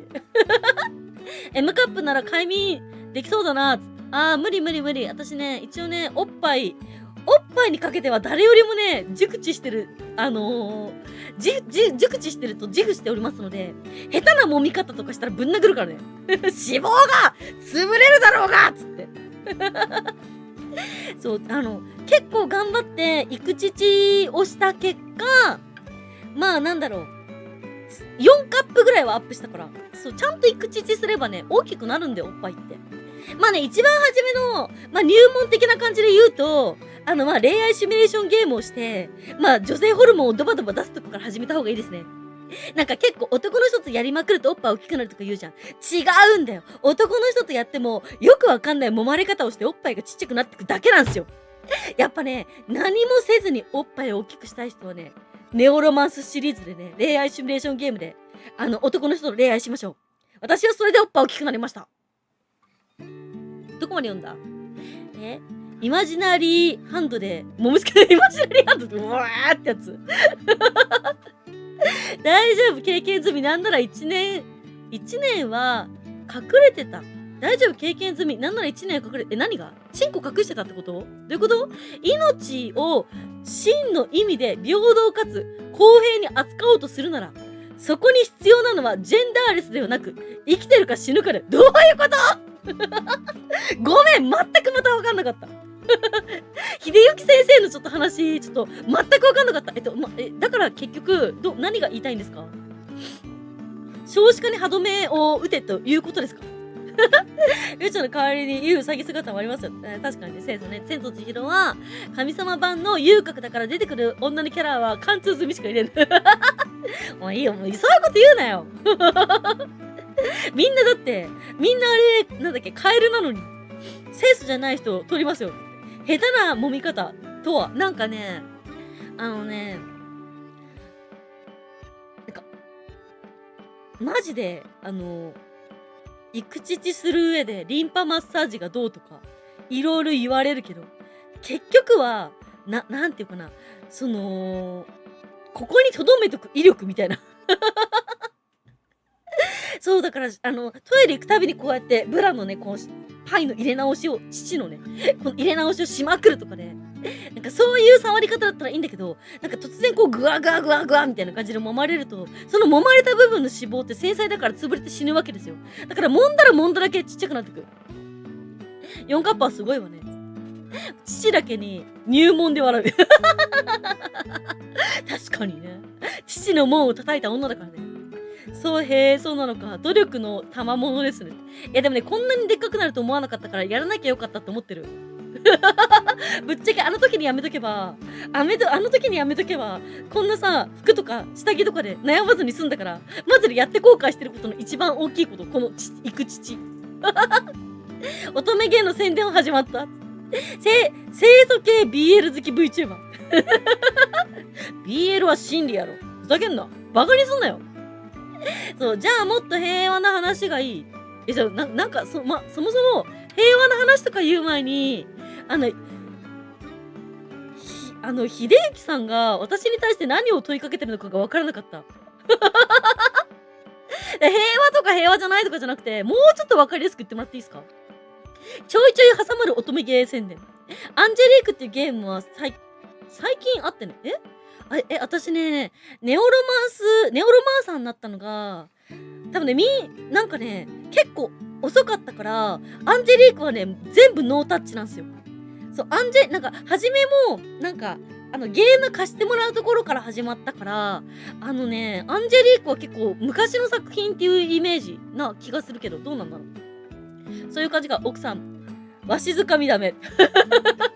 もう村田学あれです。あとね、なんかおっぱいブルンブルンするのも良くないから、いかに揺らさずに、いかに保つかですよね。後悔先に立たず。でも後悔先に立たずだけど、君たちのチンコはさすがにチンピクぐらいはしてくれてるでしょ。私の体で。おっぱい取扱い資格取得しなきゃ。いやもう本当にもう、国家資格だから。国家資格、ピオニー国資格だから。本当に。どう触るのがいいのか。みたいな。でもちょっと男性経験がないからちょっといやらしい触り方はわかんないんですけど、どう彼女の父を育てるかについては、享受できるかもしれない。強弁に立たれるかもしれない。じゃあ、減るもんじゃないしっていうのは男の傲慢だったんだ。いや、実際減るよ。減る。普通になんか下手な触り方したら減るし。そりゃこんなに大きくなってる子は想像できませんね。あ、おっちゃんおばんです。おばんです。来てくれてありがとう。腹筋を鍛えるのは、いくちち、いいって聞いたことあるけど、どうなのか。いや、私、腹筋鍛えたことないからわかんない。ごめん、私、筋トレ基本しない人だから。基本的に筋トレは畑仕事ぐらいしかしない。ピューニーさんは、男が筋肉あった方が好き。即答します。私はね、ゴールデンカムイみたいな男の人が好きです。金カムに出てくるようなガチムチ系が好きですね。もうガチムチってだけでね、もうあれですよ。純和ってやつよ。脳汁が純和ですよ。実際昔はアンジェリークほんとわかんないんだよね。ごめんね。するかしないかで言えば多分しますね。チンピクチューズでアローこんばんは Good evening My name is Peony Please Princess Pio ちゃん OK my streaming is Japanese adult word only space My bust is like a Mount Fuji OK Nice to meet you 父が大きくなって困るって下着がないって元カノが言ってた。百貨店行って満単位の下着を買わないと3サイズ特注で受けたって。私だからしょうがないから K カップつけてるよ今。クーパー人体切れたらやばそうですね。だからクーパー人体なんてもうないんだって M カップにもなると。M カップにもなるとクーパー人体なんて生き残ってないからね、一本も。チンピクバキバキですよ。本当？国家資格か。高額の倍率高そう。実際機会がないから育て方もクソもないんですが。村田学はギリ合格。突然なんかそういうマウント取るのやめてもらっていいですか？ここはね、まだね、マンホール突貫工事をしたことない方たちのね、綺麗なね、右手が恋人の人たちばっかりなんだから、突然村田学そういうね、マウントしないでもらっていいですか？そう、唯一村田学だけがこの配信で奥様がいらっしゃって、お子さんをね、携えている、方なんでね。このまたぎスケベスキル、ムーワーってやつでしょ。かわいいってやつね。おむちゃいらっしゃい来てくれてありがとう。労働で鍛えられた筋肉は素晴らしい。実用筋肉だ。なんかさ、あれだよね。使える筋肉と使えない筋肉ってあるらしいよね。育父はしてます。京トレ大胸筋鍛えてるってことかな？オッケーナイスミーチュートレーニング頑張ります。しりゅうちゃんコンピオニーです。来てくれてありがとう。いらっしゃい。ゆっくりしててね。谷垣にしぱ。谷垣は、ホモのおもちゃだから。あいつだけ唯一ね、綺麗に去ってったからね。小種を宿して。で、しかもあれで生まれた子供に対してさ、へその緒を見てさ、なんと立派な一物がっつって。そう。アイヌ語でさ、勃起ってチカパシって言うんだけど、そのチカパシっていうキャラクターが出てきて、そいつがチカパシだって言ってるのに、勃起勃起言い続けるからね。筋肉がある方が好きと、半年以上筋トレしててよかったです。じゃあ2キロ重りを両手首につけて、9キロのダンベルで筋トレしていますし、肩の筋肉も先週行った地元の祭りで見ず知らずの人にめちゃめちゃ褒められ、羨ましがられました。祭り、担ぐ系ですか？私ガチ担ぐ系だからね。みこしガチ担ぐ系 VTuber ですよ、私。だからね、結構さ、担いでてさ、みこしの担ぎ方っていろいろあるんだけど、結構振り回す系の担ぐだと、手抜きしてるやついるんよ。なんかね、担いでる風な人がいるんだよね。私、わざわざその人ちょっと、ちゃんとさ、身長の丈を合わせるのに、女の人はね、そのみこしの担ぐ棒の下に、なんか四角い、こういう、ちゃんと、こういう木をね、入れるんですよ。私ガチで担ぐ系だから、それマジ入れまくって、誰よりも大きい声で叫びまくるからね。わっしゃいわっしゃいみたいな。そうか、重量、重すぎてクーパー人体が、耐えられないか。いや、クーパー人体は高校の時に置いてきた。汚くてすわ。それが江戸か明治に戻って、さらし幕とかに戻るしかないんじゃないかな、つって。さらし幕？どういうこと？俺だって、嫁が、つって。だってもう離婚したじゃん。嫁いないじゃん。何言ってんの？タイガちゃん。刺されたいんですか？どうしたらいいのかわかんない、そのちょっとコメント。そういうなんか自覚系のコメントって、私、ちゃんとね、まんべんなく拾うから、自分が傷ついてもいいんだったら言ってもいいけど、ここに相手のいる男がいだろう。ほぼほぼいないだろうけど、俺とか。ライフちゃんはそもそもまず、ピオと仲良くなって、配信たくさん来て、ファンボックスとかで入ってくれて通話プランでたくさんね、自分をアピールしてください。通話プランってのはね、そういう場所だと思ってんだよ。一応、配信はさ、一対多勢だから、誰かと本当にちゃんと向き合うことできないじゃん。でも、ピオの通話プランは10分、20分とかって、一応書いてあるけど、1時間、2時間、3時間、6時間普通だから、そこ、ピオの通話プランは、唯一のアピール場所だと思ってる。もう大体みんななんか自分のしこってる話しかしないけどさ、私に対して。ゴールデンカムイの私も月島が好き！月島軍曹が好き！小さいからって舐めんなよってやつでしょ。大好き！ちなみにあれだよ、月島のさ、ちゃんとグッズあるんすよ。ちょっと待って。私あんまりグッズ買わないんだけどさ。ちょっとダメだ。月島軍曹ないな。あれだ。いた。これ。突然持ってくるキンカムグッズ。そう、私あんまりグッズ買わないんだけど、そう、キンカムはね、マジでね、グッズ半端ないっすよ。そう。おい、マジでカメラ仕事しろよ。マジ、ピント頼む、ピント。ほら来たもうね、ちなみにこれチョコレートなんですけど、これはね、私ね、あれだったんだよね。鶴見注意だった。そう、チョコレートは食べちゃったんだけどね。そう、キンカムだけはね、マジグッズ買ってた。ごめん、ちょっとあれだ。ごめんね。わーってコメント見れなくなっちゃった。ごめん。ちゃんと読むからね。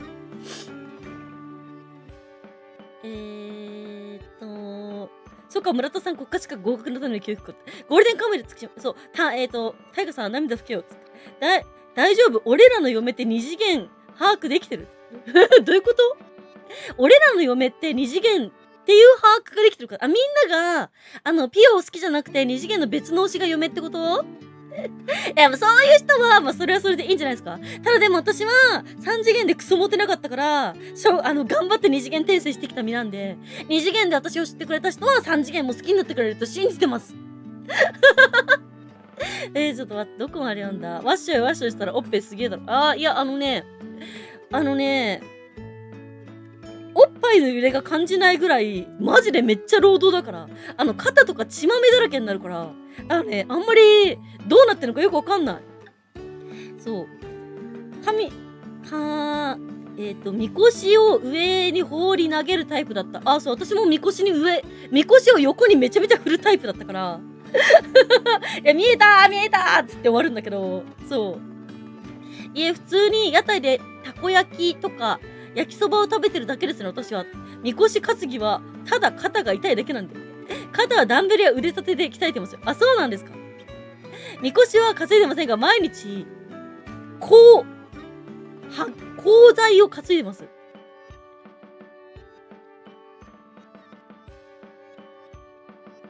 ごめん、シャリザワちゃんのこれなんて読むの同担ガチ勢 VTuber ですか？何担ガチ、担ぎ、担ぎガチ系 VTuber。いや、たまたまなんか、みこしをする人が、いて、で、よかったらおいでって言われて、行って、速攻でハマったっていう。でも別になんだ、みこしだことかとかあるわけじゃないから。で、あと一応ね、専業 VTuber になって、まあ、学校が忙しくなってからは行ってないんで、ガチ祭りのワッシュ経験ないのはめっちゃ楽しいよ。嫁さん欲しいなーっつって。いや、カンちゃんが、カンちゃんが童貞してたら私配信者やめるからね。毎日両肩120キロ担いでるわい。会話のデッキがありません。とんかつ弁当食べてください。あ、いってらっしゃい。バーニャペンペンペンペンってやつでしょ。みんなで裸で温泉入ってるのに絶対、帽子をかぶってるってやつでしょ。大昔日本はブラって概念がなくて、さらしっていう白い布で胸を巻いて固定してる。あ、それは知ってるよ。それは知ってるけど、どこのタイミングでさらしが出てきたのかよくわかんなかった。ごめんね、私のコメントが読むのがさ、ちょっと遅くて、リアルで喋ってる言葉とコメントがちょっと時間がラグがあってさ、座ってる月島のフィギュア作ります。あれじゃあ、おちんぽ先生のさ、ちんこ先生のさ、なんだっけ、あ、違う、谷垣のボールペンとかあったよね。なんかボールペンがあって、ボールペンを逆さにすると谷垣がずっと全裸になるみたいな。いや、マジでね、金カムはね、神アイテムが多すぎる、マジで。月島軍曹は人気投票3位だった。いやー、私なんだっけ、月島軍曹が初恋の女の子いたじゃん。なんだっけ、海藻の名前の子、なんとかちゃん。海藻を買って食べてたからね。そう、月島好きとは分かってるねって。いや、これがね、マジで本当にさ、これ誰だったっけ、撃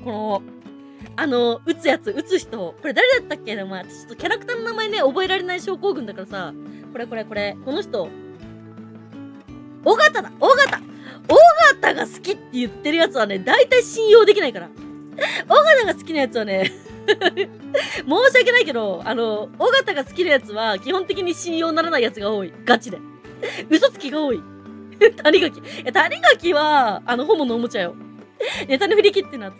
グッズの話聞いてると、金カムの制作陣がファンと同じ目線で作って、マジで、谷垣のボールペンはね、500本限定かなんかで、オーストラリアかなんかに特注したんですよ。そしたら、オーストラリアの、制作者の人がね、ロシアだったかな、とりあえず海外で発注したんだけど、本当にこの映像映していいのかみたいな。こいつを全裸にしていいのかみたいな。いや、大丈夫です、みたいなね。そういう運営と海外とのやりとりがね、ガチであったっていう。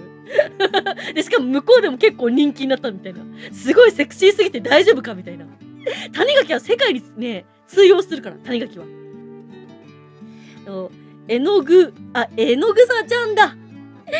絵のぐさだっけ、なんか赤いチリチリのね、海藻があるんですよ。その海藻をね、買って食べてた時期がある。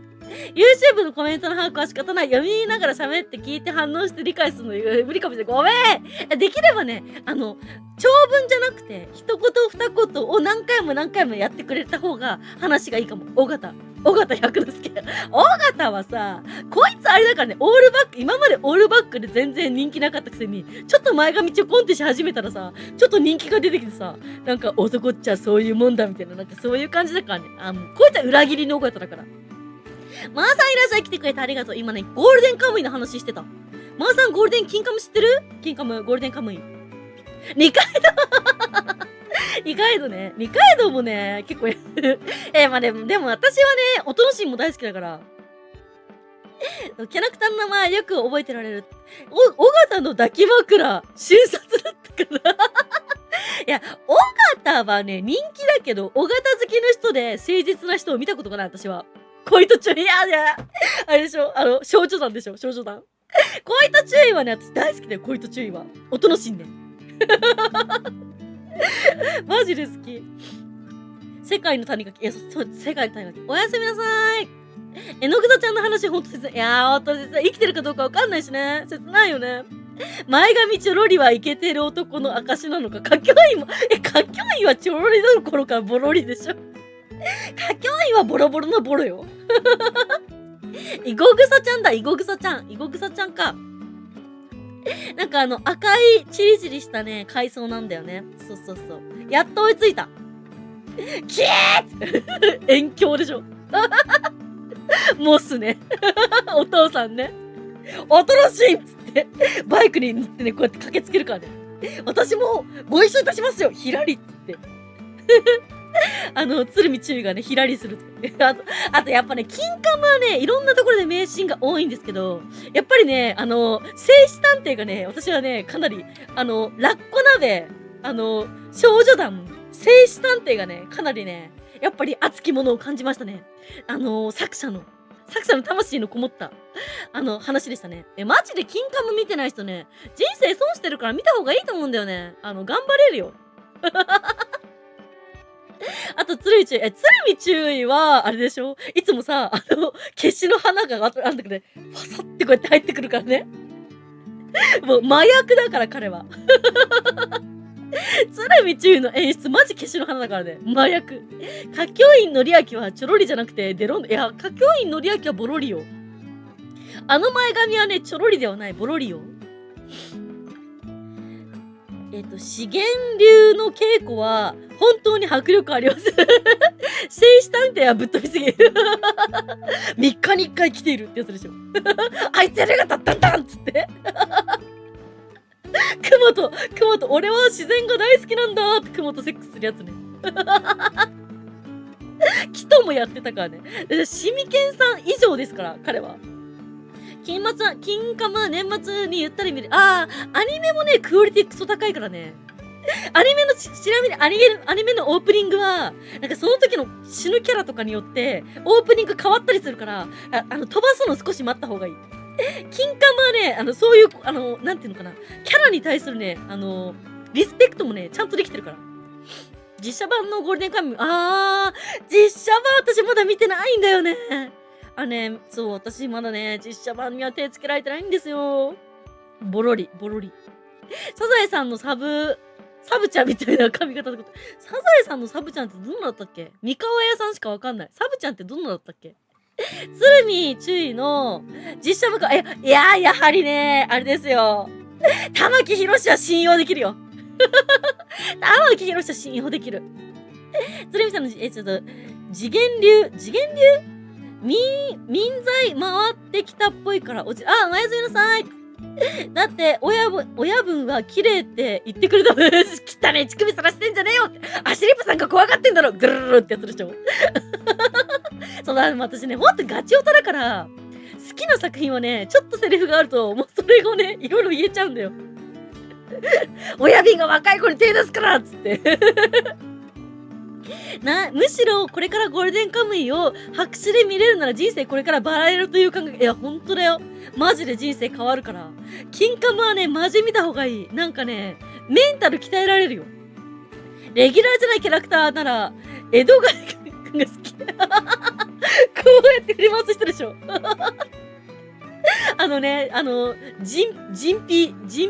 偽物人皮を作る人でしょ。玉木さん声もいける。いや、玉木宏は信用できるよね。実写もめっちゃ面白かった。なんかワウワウで連続ドラマを見たら、私ワウワウ。皆さん、私、初見さんも多いので自己紹介改めてさせていただきますが、学生ニート専業 VTuber で家賃5000円のあばら屋に住んでおりまして、テレビがぶっ壊れ、プレステ4もぶっ壊れ、レンジもぶっ壊れ、ケトルぶっ壊れという、そういう生活の中で生きておりますんで、いつ何がぶっ壊れるかわからない状況でありますので、テレビぶっ壊れてるからワウワウ見れんのよ。そう、ゴールデンカムイ見るか。いや、金カムね、多分親ちゃんクソ好きだと思うよ。金カムマジ本当にいいから、ぜひ見てください。江戸貝くんは鶴見注意のせいで、鶴見注意に会いたい、注意に会いたいって言ってるでしょ。鶴見注意の仮面をかぶって会いに行かなきゃいけないって言ってるでしょ。マシン系破壊っつって、うまく踊れないっつって。あれ、俺は、少女団のお荷物ですブヒーってやつでしょ。電子レンジ欲しいものに入れておこう。ザムちゃん送ってくれる？電子レンジ、欲しいもの入れたらザムちゃん送ってくれますか？でもね、なんか基本的に私、クリエイターなんで、物を作ったりする人なんで、みんなからいただいたお金、ドネルとかは、基本的に私が、安く、グッズを作って、自分の手元の手取りをなしにして安くグッズ作ってみんなに提供するみたいなね、そういう風なね、行いで使っていきたいから、だからドネルとかでたまにさ、みんな買ってとか言うけど、そういうのには基本お金使いたくないんだよね。ピオにチタタプって言えって。オムはチタタプできるかな？オムはいつになったらチタタプってできるかな？つって。こういうやつでしょ。ウサギもチタタプされちゃうからね。いろいろ壊れて大変ですね。パソコンと Wi-Fi ルーターと配信用マイクだけは配信用マイクね。これお分かりいただけるだろうか。へこんでますね、もう。これ、ご覧ください。お分かりいただけただろうか。ちなみに、先月はこのマイクのさ、コードあんじゃん。あれ間違えてぶった切って。マイクじゃなかった。カメラのコードぶった切って、カメラも新調したばっかりですね。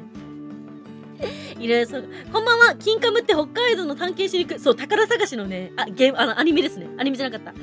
宝探しをする、そう、金塊を求めて宝探しをするガチムチの男たちの、ストーリーとなっております。あと大体ホムのラブストーリー。二階堂のほくろの書き方。そう、片方だけ書かれて、そしてなんか走らせてやろうみたいな感じで、入れ墨入れちゃうやつでしょ。次元流は簡単に言うと、オラーと力技でぶった切る流派。わかんない。それ何の話だっけ？生活家電は必需品だよつって、チタタプって言えつって。アシリパさんのね。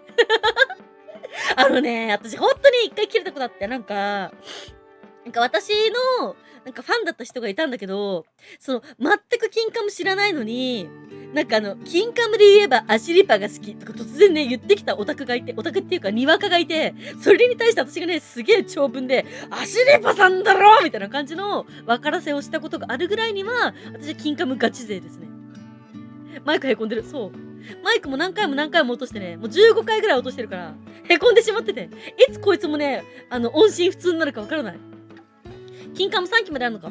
良いボリュームで、3期まで、3期でさ、確かあれだったよね、北海道脱出編みたいな、そこまでだったよね。3期まで、でもね、ほんとクオリティクソ高いからぜひ見てください。アニメ、でもね、アニメオリジナルのシーンもあるけど、アニメでやってない漫画の部分もあるから、マジでアニメハマったらね、漫画単行本買うことをお勧めします。ちなみに、つい最近まで、キンカム全話、無料かなんかのね、キャンペーンやってましたよ。マイクへこんでる。本コアだね。壊れてなければいいじゃないですかね。いや、そうですよ。星もよろしくお願いします。いや、カムイちゃんさ、星もたくさん送ってくれるんだけどさ、なんかさ、ドネルも送ってくれるからさ、そう、もう星もはもうたくさんいただいたから、だからもういいよ。星もで課金するならドネルしてくれて、で、私がカムイちゃんとかみんなが喜ぶいいものを激安で提供するようにシフトしたいです。この間の通話でもちょっと言おうと思ってたんだよね。そう、たくさんね、欲しいものでプレゼント、衣装とかさ、そう、いろんなものくれるけど、そう、ただもらうの申し訳ないから、だからできればみんなからいただいた、支援いただいたものはみんなに変換していくものにしたいので、そう。だから欲しいもので何かプレゼントされるよりも、普通にドネルくれた方が嬉しいです。いろんなことに使えるからね、活動のね。生活費では使ってないんで、ありがたいことに。頑張ってやってるから、節約してるから。金マムって金マムじゃなくて金カムなゴールデンカムイなカイカイちゃん。そう。なんも知らないから黙ってる。でも、カイロウちゃんとか、絶対金カム好きだと思うから、そう、無料でね、漫画読めたりもするから、よかったら、紙じゃないのね。なんだろう。単行本も、3巻から4巻ぐらいで拍車がかかってくるから、そっから突然エンジン吹かしてくるから、そこまでは頑張って読んでほしい。アニメなら渋いおじさんキャラ、金冠部の土方歳三はやばいよね。いやー、あれ、生きてた説であそこにいたってのはガチでやばいよね。いや、でも、いいよですよね。アマゾンセールあるから何か送れるかも。ほんと？そしたらあれがいい、温泉水。なんか、ピオさん、心臓悪いから、結構たくさん水分取ってくださいみたいなこと言われてるんだけど、あんまり水を飲む習慣がなくて、で、なんか温泉水っていうのが体にいいらしくて、で、この辺の地域だと、もうそういうの売ってなくてさ、小豆茶とか、温泉水が体にいいって言われたから、今一番欲しいのは、配信できれるエロ衣装と、あと、温泉水ですね。今アマゾンセールなんだ。ちなみに OVA もあるだ。そう、アニメでは放送しきれなかったね。エロパートはね、OVA に入りますんで、金カムは。月に1回、物資送らなきゃ。おやっちゃん月に1回どころじゃないじゃん。なんかもう気が向いたら送られてくるじゃん。だからもうみんなね、天岐阜はアマゾン欲しいものリストとかは、あれは誕生日とかクリスマスのプレゼントだけでいいから、そう、本当に大丈夫だよ。UNEXT のアニメ3期まで OVA 見れるから楽しみ。OVA も見れるんで UNEXT。すげえ。土方は、中田ジョージボイスだからいい。確かに。恋もいいけどさ、ちゃんと土方歳三が年取ったら、なるだろうな、みたいな。マジ理想系だったよね、本当に。そう、温泉水がいいらしいんだよね、体に。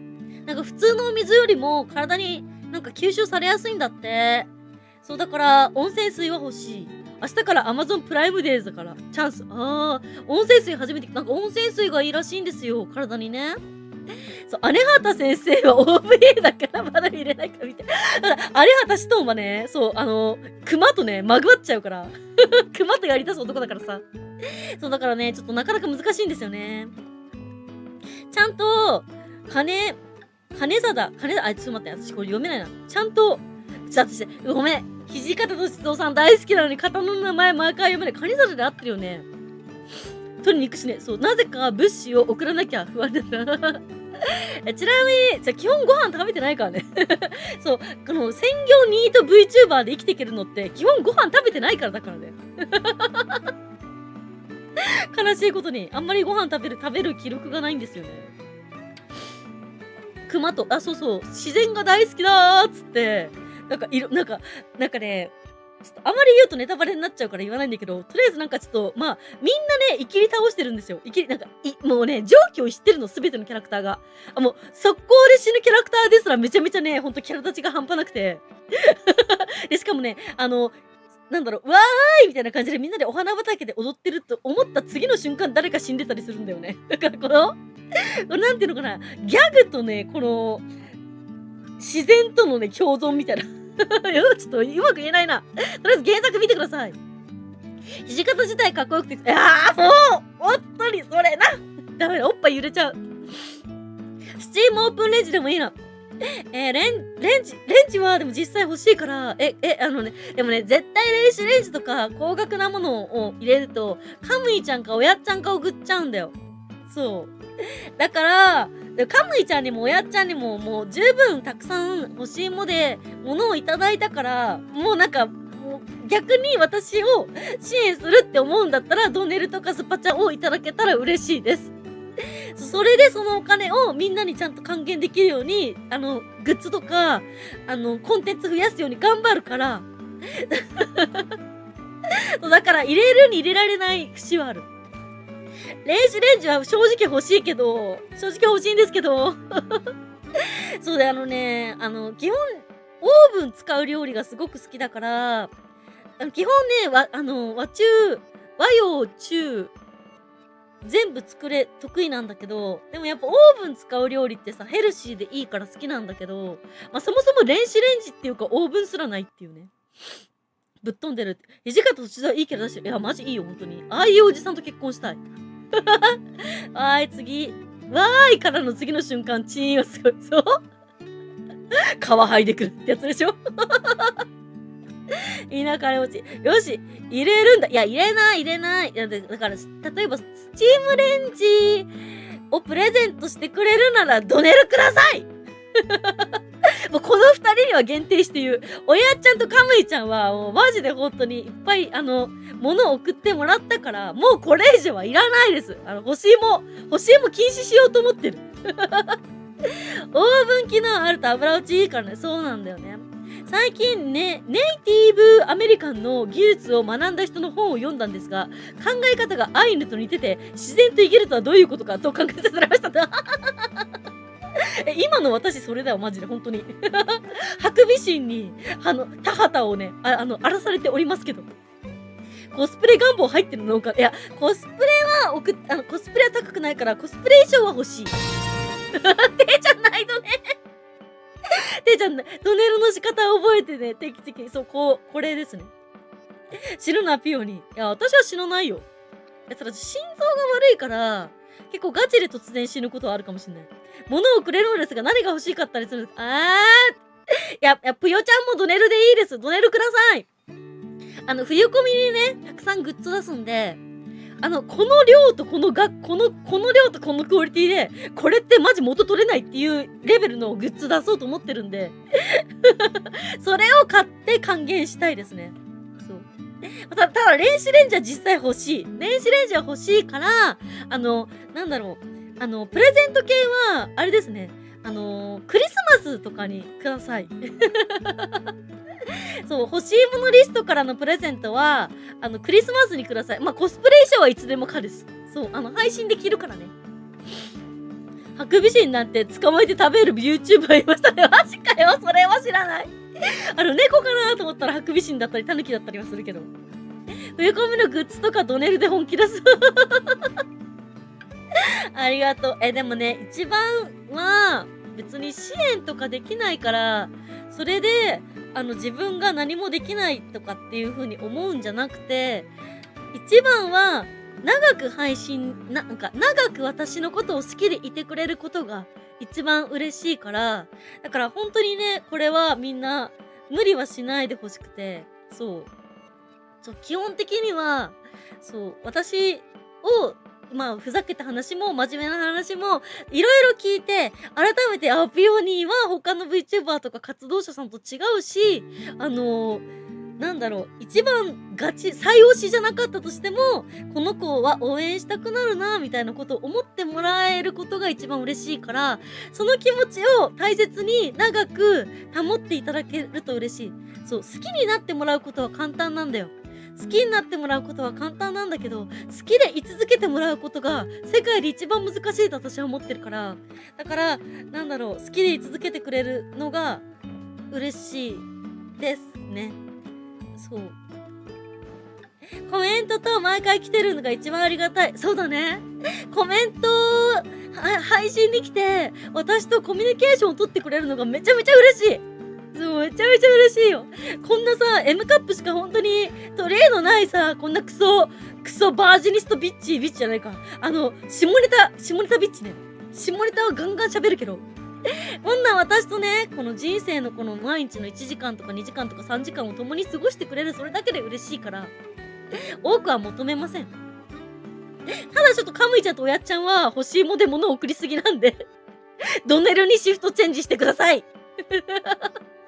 それかもドネルめんどくさかったら甘ギフ送ってくれたら自分でドネルするから、甘ギフから。欲しいは無理だけど貯金するかっつって。まあね、年末のためにね、つって。そう。昨日も好きだったけど、今日も好き。いや、そうだよ。でもさ、昨日も好き、今日も好き。でも明日はわからないんだよ。ちなみに、ピオのことガチで好きです、ガチ恋ですって言う人に限って配信いなくなっちゃう確率が高いから。だから私はすごく悲しい。だからずっといてくれる人が好き。無理か。先ほどのデートの件のこととかだったから少なからずしちゃうかもしれませんけど。欲しいも。いや、全然いいよ。カムイちゃんとおやっちゃん以外の方は、ぜひ欲しいもください。送ってください。お肉とか嬉しい。お肉。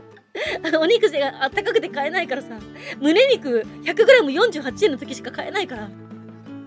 常に姫から見て20番手以内に目指すか。いや、私、村田学は大好きだよ。なんだろう、口ばっかりじゃない人が好き。なんかやりますやります、いやいや、行きます行きます、みたいな感じで、軽口叩いて結局行動が伴わない人が一番嫌いだから、村田学はさ、もうここぞっていう時はちゃんと奥様に土下座してさ、グッズ買ってくれたりするじゃん。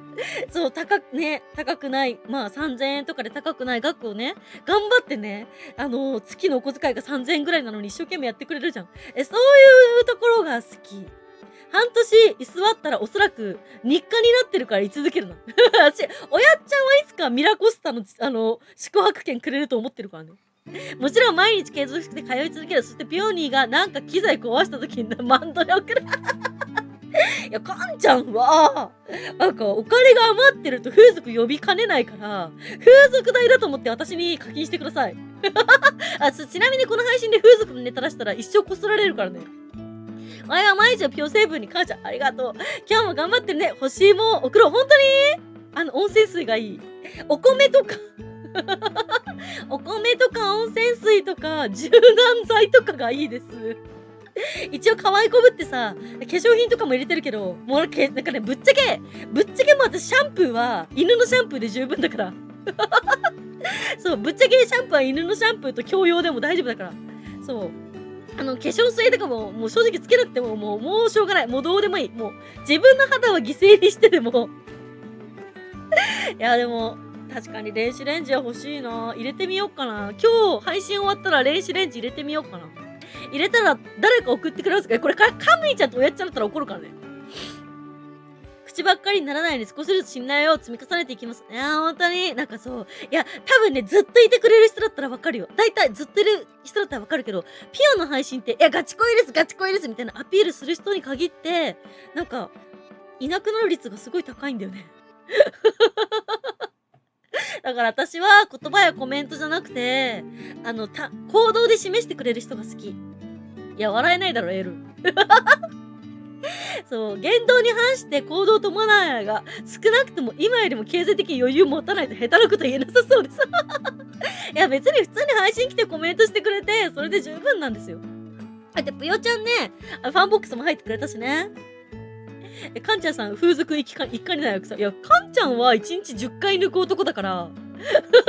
お、セール始まってるからセール品入れるとかか。本当になんかじゃあ、今日配信終わったら、電子レンジ入れるわ。これ、カムイちゃんとおやっちゃんから送られてきたら、もうほんと怒るからね。コメント消すから。ちなみにあれだからね、みんな来週の土曜日、26日は、ピオデビューして1.9周年記念9周年記念配信だからね。お祝いです。お祝いなんでね。そうそう。電子レンジのストックができていいんじゃない？電子レンジ何個も来るってこと？いや、電子レンジ入れてないから欲しいもに。欲しいもに電子レンジ入れてないんで、そう、おやっちゃんとカムイちゃんが送りかねないから、で、電子レンジとかってさ、オーブンレンジとかだと、ちょっと高額じゃなきゃさ、壊れやすいし、長持ちしないから、ちょっとお高くなっちゃうじゃないですか。それを買うんだったらドネルのが嬉しいよ。本当に。そのドネルでみんなが喜んでくれるコンテンツ増やせるからね。必要なのは言動ではなく、結果って、いや、そりゃそうよ。ね、0たす0たす0は0なんですよ。毎日1をね、足していって、だから、それこそ、たくさんコメントくれる人ってさ、あ、この人こういう人なんだな。ここ価値観合うな。じゃあこういうコメントしたら喜ぶなとかって分かってくじゃん。あ、この人今日元気ないんだなっていうのもコメントとかで、明らかに元気なコメントしててもさ、分かるし。だから、たくさんコミュニケーション取って、なんだろう、いろんなあなたを知りたい、私は。いろんな君たちを知って、で、私のこともいろいろ知ってもらいたい。で、なんだろう。そこで、なんかバスへのスナックみたいな感じで、なんかあった時はここだよな、みたいな、そういう、小学校3年生の頃に戻ったようなね、そういう無邪気な下ネタをね、配信し続けていきたいんですよ。私は。今回は、見ていくか、仕方ない。いや、おやっちゃんは、もう、いや、電子レンジ送るなら電子レンジ代のドネルのが嬉しいよ。ミラコスタのチケットのが嬉しいよ。悔しいが、今回皆さんに譲ります。本当悔しいが。いやだ、じゃあもう、でもカムイちゃんも限界って言ってたじゃん、電話で。もう今月限界なんでって言ってたから、もう限界だからもういいです。大丈夫です。ハゲタスハゲタスハゲは焼け野原。いや、ハゲタスハゲタスハゲは、だからもういいって。ありがとう、ナイドね。そう、なんか、あれですね。なんかまあ、口だけでは終わりませんって。コメントで圧倒されてるって。ナイドねって。26日目指すかしおら。そう。いや、もともと、1月21日がデビューした日で、21日に毎月お祝いしてたんだけど、今月は確か21日がね、月曜日かなんかなんだよね。だから1週間ずらして26日にしようと思って。で、一応ね、もうね、枠立ててあるから、もし来れないよって人はね、お祝いのコメントだけでも残してもらえたらすごく嬉しいです。牛島がいいキャラしてた。チンポ先生ね。チンポ先生ってやつでしょ。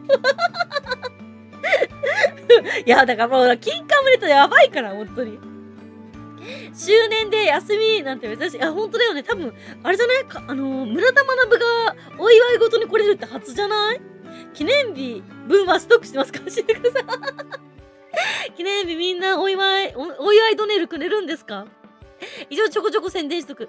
ちなみに明日、明日、明後日は昼配信がありまして、ここまで高評価がいったら、コスプレの実写を公開。で、ここまで高評価がいったら、実際の素顔公開っていうね、先週もチャレンジしたんですけど、今週もチャレンジしてみようと思うので、明日と、明後日のね、お昼11時からの配信、よかったら来てください。よろしくお願いします。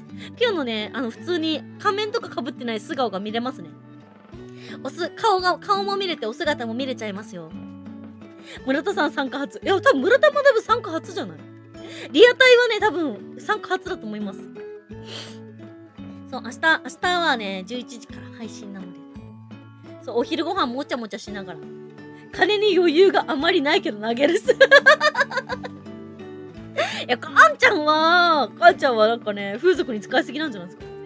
明日、明後日は宣伝に力で、そう、みんなよかったらね、そう、高評価が350でお顔公開で、250でコスプレ公開となってますので、よかったら皆さんね、今のうち、明日配信来れないよって人は高評価だけでもね、押しといてくれるとすごく嬉しいので、よろしくお願いしますね。まあ、実際コメントに来てたくさんね、配信に来てたくさんコメントしてくれることがね、一番嬉しいんですけど。風俗引かれなくねよって。いや、わかんないじゃんね。なんか旅先で突然ね、風俗のデリヘル呼ぼうかと思ったとかさ、そういうコメントが前あったからさ、もう根に持つ今日だからずっと根に持ってるよ。そう、だからね、ちょっと待って、なんか飲むね。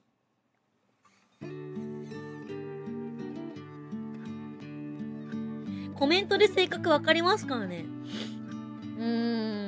なんかね、いいコメントをしてくれる人に限って、口だけなことがすごく多いから、だから、いろいろこうずーっと見てて、あ、この人は信用できる。この人はダメだな、みたいな。なるべく早めになんか分かるようにしたい。ちょっと騙され続けてきた VTuber 人生だったんで。なるほど、高評価をしてこようって。マキシマイザーちゃん、リアタイで来てくれないんですか？リアタイで私の顔見に来てくれないんですか？頑張ってくれ、記念日配信。頑張っていくか。ピアニーが相手してくれる。私が VTuber やめて、こういう活動しない、もうやめます。卒業します。全部もうクリエイター系をやめますってなったら、みんな結婚してくれって言ってくれれば結婚してくれる可能性がありますよ、全然。全然ありますよ。もう無限にありますよ。自分は誠実すぎて、つって。そう、ないどね、つって。旗野ちゃんさ、だいぶラグがあるけど大丈夫？年末まで仕事あって良きです。頑張ろう。騙され続けたなのになぜ昨日おっしゃったような考えでいらっしゃるんですか？そもそも相手が私を嫌いになったからって私も嫌いになる必要はないんですよ。だって私は私だから。で、私は、なんだろう、ちょっとこういう話されると、なんか、不幸売りしてるみたいな言われる、それ嫌だけど、私は不幸だと思ってないからね。そこは勘違いしないでください。なんだろう、ひどいことされたからって、自分が仕返しするとか、自分が復讐するとかっていう考えを持つこと自体不毛だと思うんだよね。逆にひどいことされたからって仕返しすることはないし、あと、なんだろう、私ね、本当に単純だから、めちゃめちゃ、例えばね、今ここで配信で、ひよちゃんのこと大好きです、ガチ恋します、応援しますって言ってくれた、その瞬間が好き、嬉しすぎて、その後どんだけ嘘つかれて、どんだけ騙されて、どんだけ悪口を陰で言われていたことを分かったとしても、ただ悲しいだけなんだよね。なんか、私にも悪いとこあったのかな、悲しいなーみたいな。めちゃめちゃ悲しいって泣きまくって終わり。そう。だからって私がその人に対して何かすることはない、基本的に。だってそれは、その人の生き方で、私まで生き方を落とす必要はないから。あと、できれば、まあこれはちょっとあれだと、本当に私の自己満足なんですけど、その意地悪とか、まあ嫌がらせとかを散々された人たちが、私が VTuber 活動やってる間に、戻ってきてくれることは絶対ないと思うんだけど、戻ってきてくれたら、それはその時私がこれ一生懸命ね、芯を曲げずにやってきたことが正しかったって証明されることの一番の評価の基準値だと思ってるから。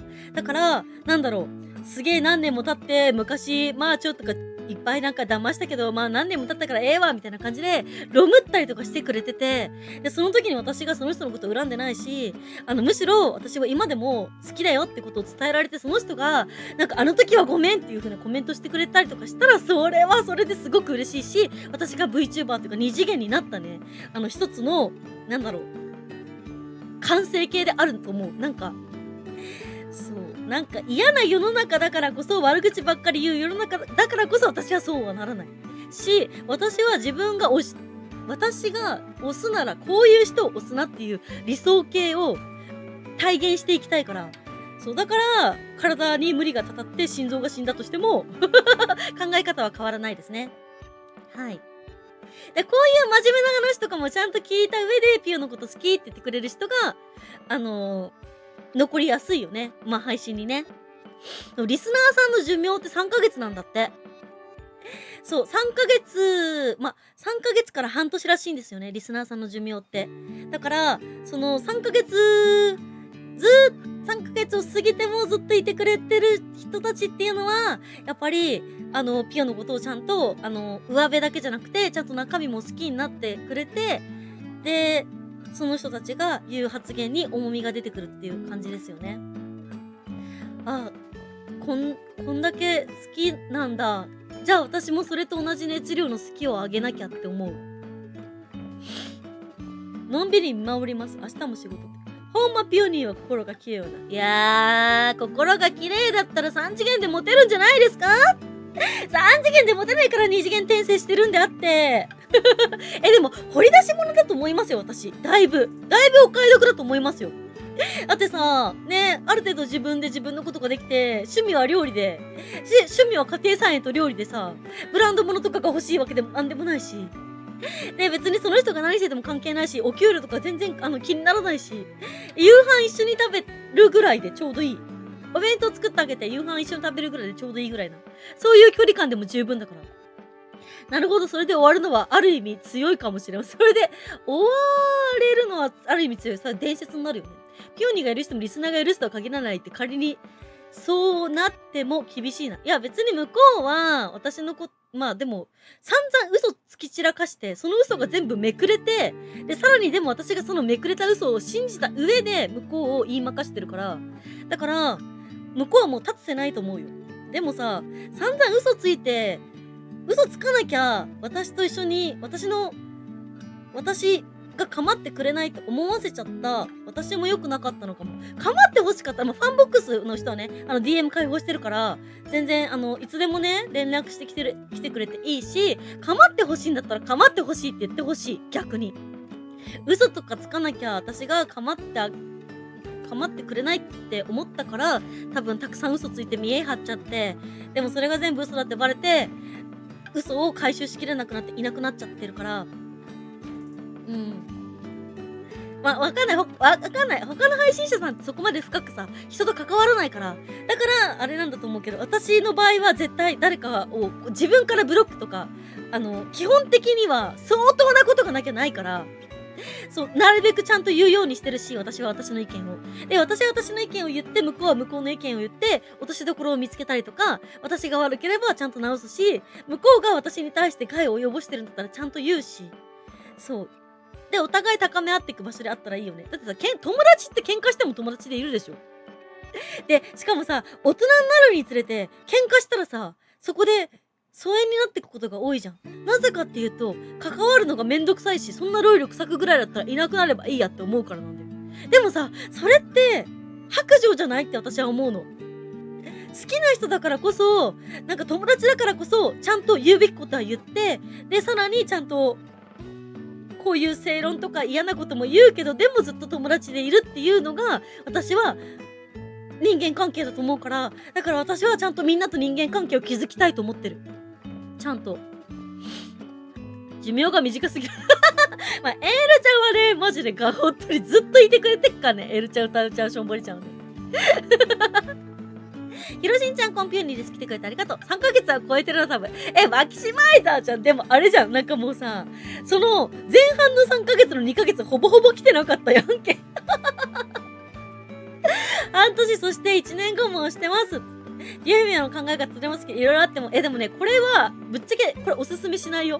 この考え方をしてる限り、私は多分全部ね、ストレスとかで全部自分の寿命をリアルに縮めてるから、この考え方はマジでおすすめしない。あと、できたら、いや、嫌な人は嫌だから関わらない方がいいから、そこまで考えない。みたいなタイプの方が、VTuber では成功すると思います。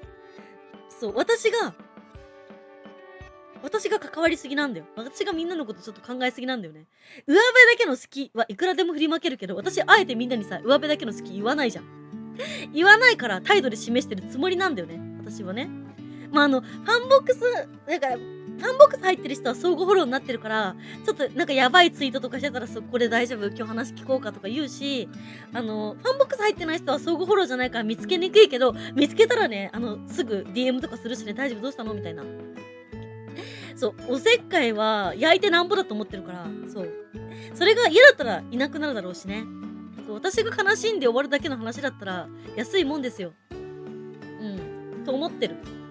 その瞬間の大好きとかコメントしてくれたっていう、その事実が私は嬉しくて奇跡だと思ってるから、だから私は、その人たちのことは一生嫌いにならない。で今でもね、もうほんとこれ何回も言いたいけど、去年ね、散々私のことを追い詰めた君たち。私は今でも君たちのこと大好きだよ。大好きだし。嘘なんてつかなくてもいいんだよって言いたい。なんかそんな嘘なんかつかなくても私は君たちのこと大好きだったんだよって。それをもっと早く私がちゃんと伝えてあげてればもっと良かったんだけどね。清姫が許すならワイは良いと思う。っていうかここの姫のチャンネルだから。そう、私のチャンネルだけど、でも私だけじゃ成り立たないから、私と君たちの、私は毎回言ってるけど、そう、一人一人とのデートの場所だと思ってるから、そう、だからなるべく毎日配信するのも、そう、君たちとたくさん会ってたくさん時間を共有したいからだからね。私はもう3ヶ月経った。かーちゃんも3ヶ月経ったね。なんだかんだ1年ぐらい。いや、村田学はね、まだね、もうすぐ1年。あと2ヶ月で1年。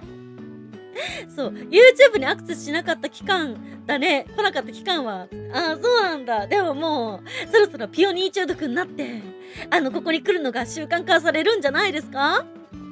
そろそろ2ヶ月ね、カイロウちゃんね。カイロウちゃん同期誰もいないっしょ。でもさ、カイロウちゃんの同期ってさ、誰よりもさ、口うまい人ばっかりだったでしょ、今思うと。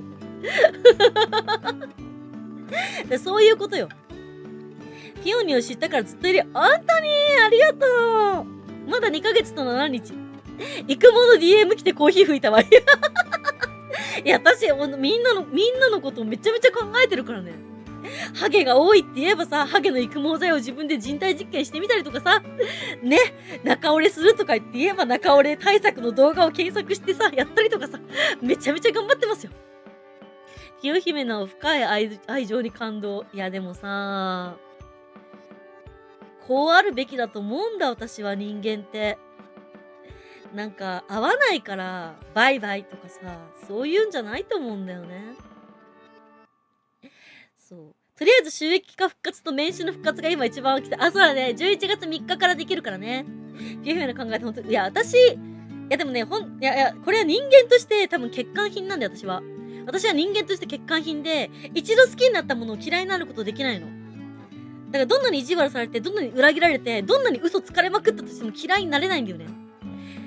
そう。でも本当はバッサリどんどん切っちゃってった方がストレスもないし生きやすい世の中なんですよ、今は。だから私は嫌いという感情が正直ほとんど一瞬は湧いたりとかするけど、でもちゃんといろんな角度から考えた時に、あ、自分も悪いとこあったかもしれないって思い直すタイプの人間だから、嫌いになるべく危害を加えてくる人たちを嫌いになるのが一番寿命が縮まると思うけど、私は嫌いになれないから、だから考え方はね、美しいし、あれだと思う。理想だと思うよ。これは本当にオールマイトレベルの理想だと思う。だけど、これを実際実現するっていうのは、すごく辛いし、苦しいことしかないから、みんなにはおすすめしない。でも私は自分が押すんだったら、こういう人がいいなっていうのを、ちゃんとなんだろう、推し像っていうかさ、自分が押すんだったらこういう人を推していきたい。どうせ応援するならこういう人がいいっていうのが明確にあるから、それを揺らがすことはしない、絶対に。絶対にしないね。だってそしたらその時は私が死ぬってことじゃん。ね？ピオニーが死ぬってことだよ。私が作り上げてきたピオニーもそうだし、コスプレもそうだけど、私という、存在が生きがいみたいなもんだから、そう、私が生きてきた中で、作品作りってのはもう本当に人生だったから、だから、それをね、崩すようなことは私はしない。私は変わらない。そう。みんなは移り変わってしまうかもしれないよ。ね。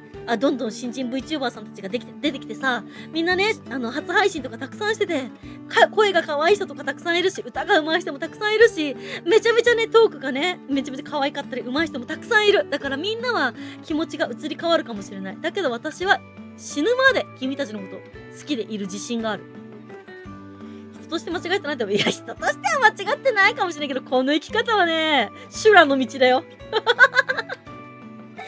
そう、だから私が目指すところは、なんだろうな。なんなんだろうね。私がやりたいことは、どこまででも正論を貫く人でありたいですね。それはずっと思ってる。そう。今の世の中っておかしいんだよ。狂ってると思うよ。平気で人のこと傷つけてさ、競馬の馬とかもさ、病気で死んじゃったりとか、病気っていうかさ、ね、心臓発作で死んじゃった競馬の馬に対して平気で罵倒するようなさ、そういう心なかったりとか、自分の発言にさ、あれじゃん。そう、自分の発言に責任を持たない人がすごく多い世の中じゃん。私もね、去年、バイキングライズっていうゲームをして、で、その参加者のレベル20まで上げてくれた人に、グッズをお渡ししますっていうのを、まだね、実現できてないんですよ。だけど、ちゃんと、ディスコード内にはその、お部屋もあるし、確実にちゃんとお渡しするから時間がかかってるけど、それは待っててください。私もだから言ったことをできてないっていう。そう、私も完璧じゃないからね。だけど、そう、立ち絵もね、ちゃんと納品されてるんですけど、それもまだ公開してないし、そう、私も完璧じゃないからこそ、だからなるべく正論でいたいと思う。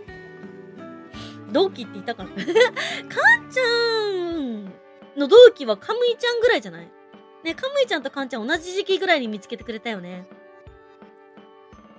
そう。今いてくれてる人たち大切ですね。そうだね。私は、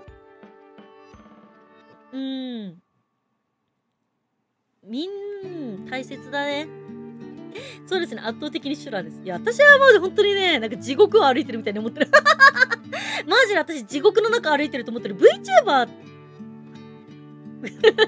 正直やめたいっていうか、もう、やめたいとは思ったことないんだけど、VTuber をやったことによって寿命も縮んだし、本当に辛いことしかマジでなかったけど、でも一握りの幸せがたから続けたっていうか、まあ、なんか一度やったら途中で投げ出すことは基本的にしないんだけど、なんだろう、でも、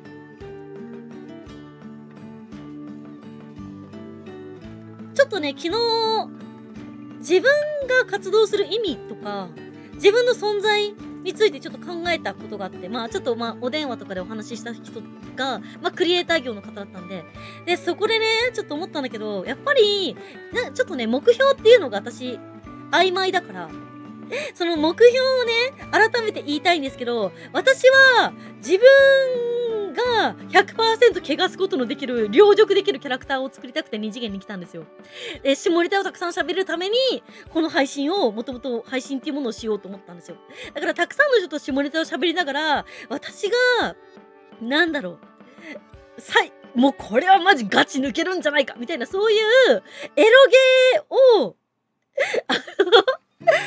それこそジブリおじさんじゃないけど、エロゲおばさんじゃないけどさ、なんかめちゃめちゃ、これマジでほんといい作品だからみんな見てくれみたいな、ね、そういうエロゲのね、レビューをめちゃめちゃする配信者になりたいなと思った。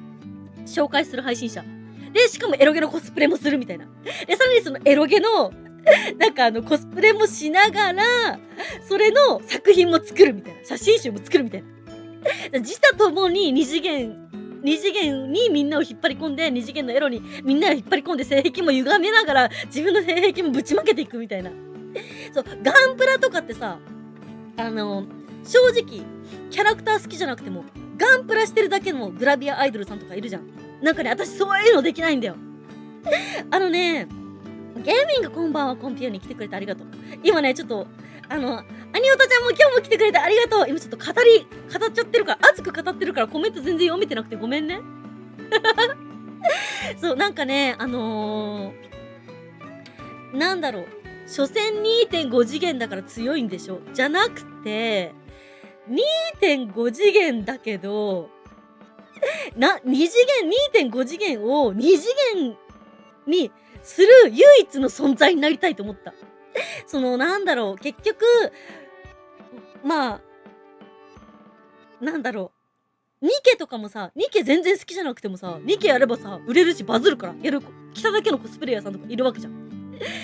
そういう人とか、あと、私って本当に好きなことじゃないと熱意向けらんないから、で、私が好きなことってなんだろうって言ったら、やっぱり下ネタなんだよね。だから、私が最高だと思う、そのエロゲーを私がもうめっちゃプレイして、で、それをみんなに紹介して、で、少しでも好きを共有できたらいいなみたいな。エロゲー配信者になりたいと思う。エロゲーを配信するんじゃなくてね、エロゲー解説者みたいな。私の存在をきっかけに、私の好きな作品を好きって言ってくれる人を少しでも増やせるような、そういう唯一無二の配信者になりたいなと思った。そう。アサギはね、衣装あるから、ちなみにタイマニアサギは、アサギ、雪風、桜、紫、全員衣装作れますからね。もう何回も作り直してるから。でもタイマニはあえてやらない、私今は。今はやらない。で、そういうことするのは、私の 2.5 次元がだいぶ浸透してきて、いい感じになってきた来年、ぐらいから、ちょっとそういう新しい試みをしていこうかなと思ってます。で、ありがたいことに、一応原作者の方たちとも、私、一応繋がってるんで、ありがたいことに。一応配信する前にその方たちに、大丈夫ですかっていう確認は取ります。それって最強じゃない？だって、原作者の人たちとか、会社的に OK が出されてて、で、さらに勝手に PR していくんだから最強じゃん。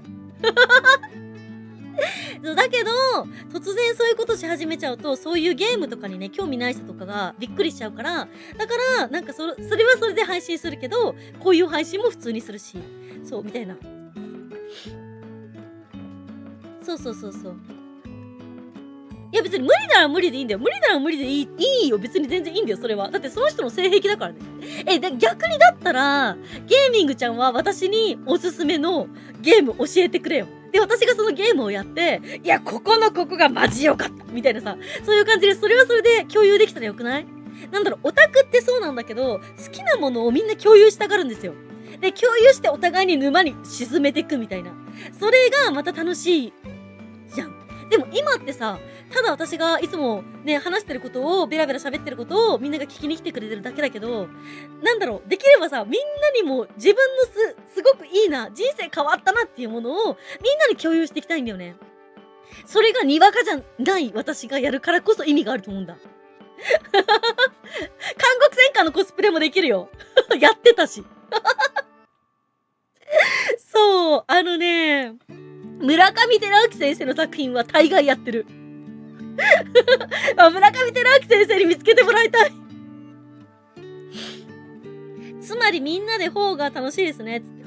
いや、だから別にそればっかりをするわけじゃないから、ただなんか自分が出せる武器って言ったらなんだろうって言ったら、私が出せる武器って、顔面と、この、ナイスバディなわけですよ。この体なわけですよ。これしか私って取り柄がないの。トークが上手いわけでもないし、歌が上手いわけでもないし、もうそういう人たちには太刀打ちできないんだよ。キャラ立ちもできないし、嘘もつけないし。だから私ができることは、みんなが弱ってる時に助けたりとかすることと、間違った道に行ってしまったら、間違ってるよって、お互いに言い合う関係を築くことと、あとやっぱり、どうしてもね、下ネタは欠かせないんで、そこはやっていきたい。もう多分今日の配信これ聞いて、配信来なくなる人とかいると思うんだよね。だけど私は、やっぱ自分ができる、自分がこれいいな、これ絶対いけるなって思ったものを貫き通してきた結果、今があるから、だからやっぱり、最近のたるんでいた、自分のクリエイター的な、活動をね、再開ちゃんとしていこうと思ってる。別にこれ押し付けとかじゃないからね。その配信が苦手だからその配信来ないとかも全然いいから。全然いいから。ただでも、私は私にしかできない私だけの空間はまだ作れてないと思うんだよ。雑談なんてみんなやってんじゃん。な。でしょ？でも今の私の強みって雑談の下ネタぐらいしかないから、さらにそれを昇華させて、やっぱり何か、この子のここがどうのこうのみたいなっていうのを作るのがいいのかなって、最終的には自分がエロアニメで、たくさんの人に凌辱されるっていう15分尺のエロアニメを作ることが目標ですね。一本やりのピーサー。私ね、爆乳しか持ってないんで、この爆乳だけを持ってね、この二次元に来てるんで。それが X のこいつ、そう、付箋回収。エロゲーはプレイしたことがないから、エロゲー、大体アニメになってるから、だからね、ゲームを知らなくても、アニメだけは見たことある人とかっているんですよ。だから、そういう人に原作のここのとこがまたいいから、みたいな感じとか、エロゲーは、ちょっとプレイする時間もないし、あれかもしんないけど、でもアニメなら見れるみたいな人もいるかもしんないじゃん。だいたいエロアニメって15分尺だから。で、この監督のここの描写がここがマジでいいんだみたいな。いや、女は泣き顔が一番可愛いと思ってるぐらいな、歪んだ性癖なんで。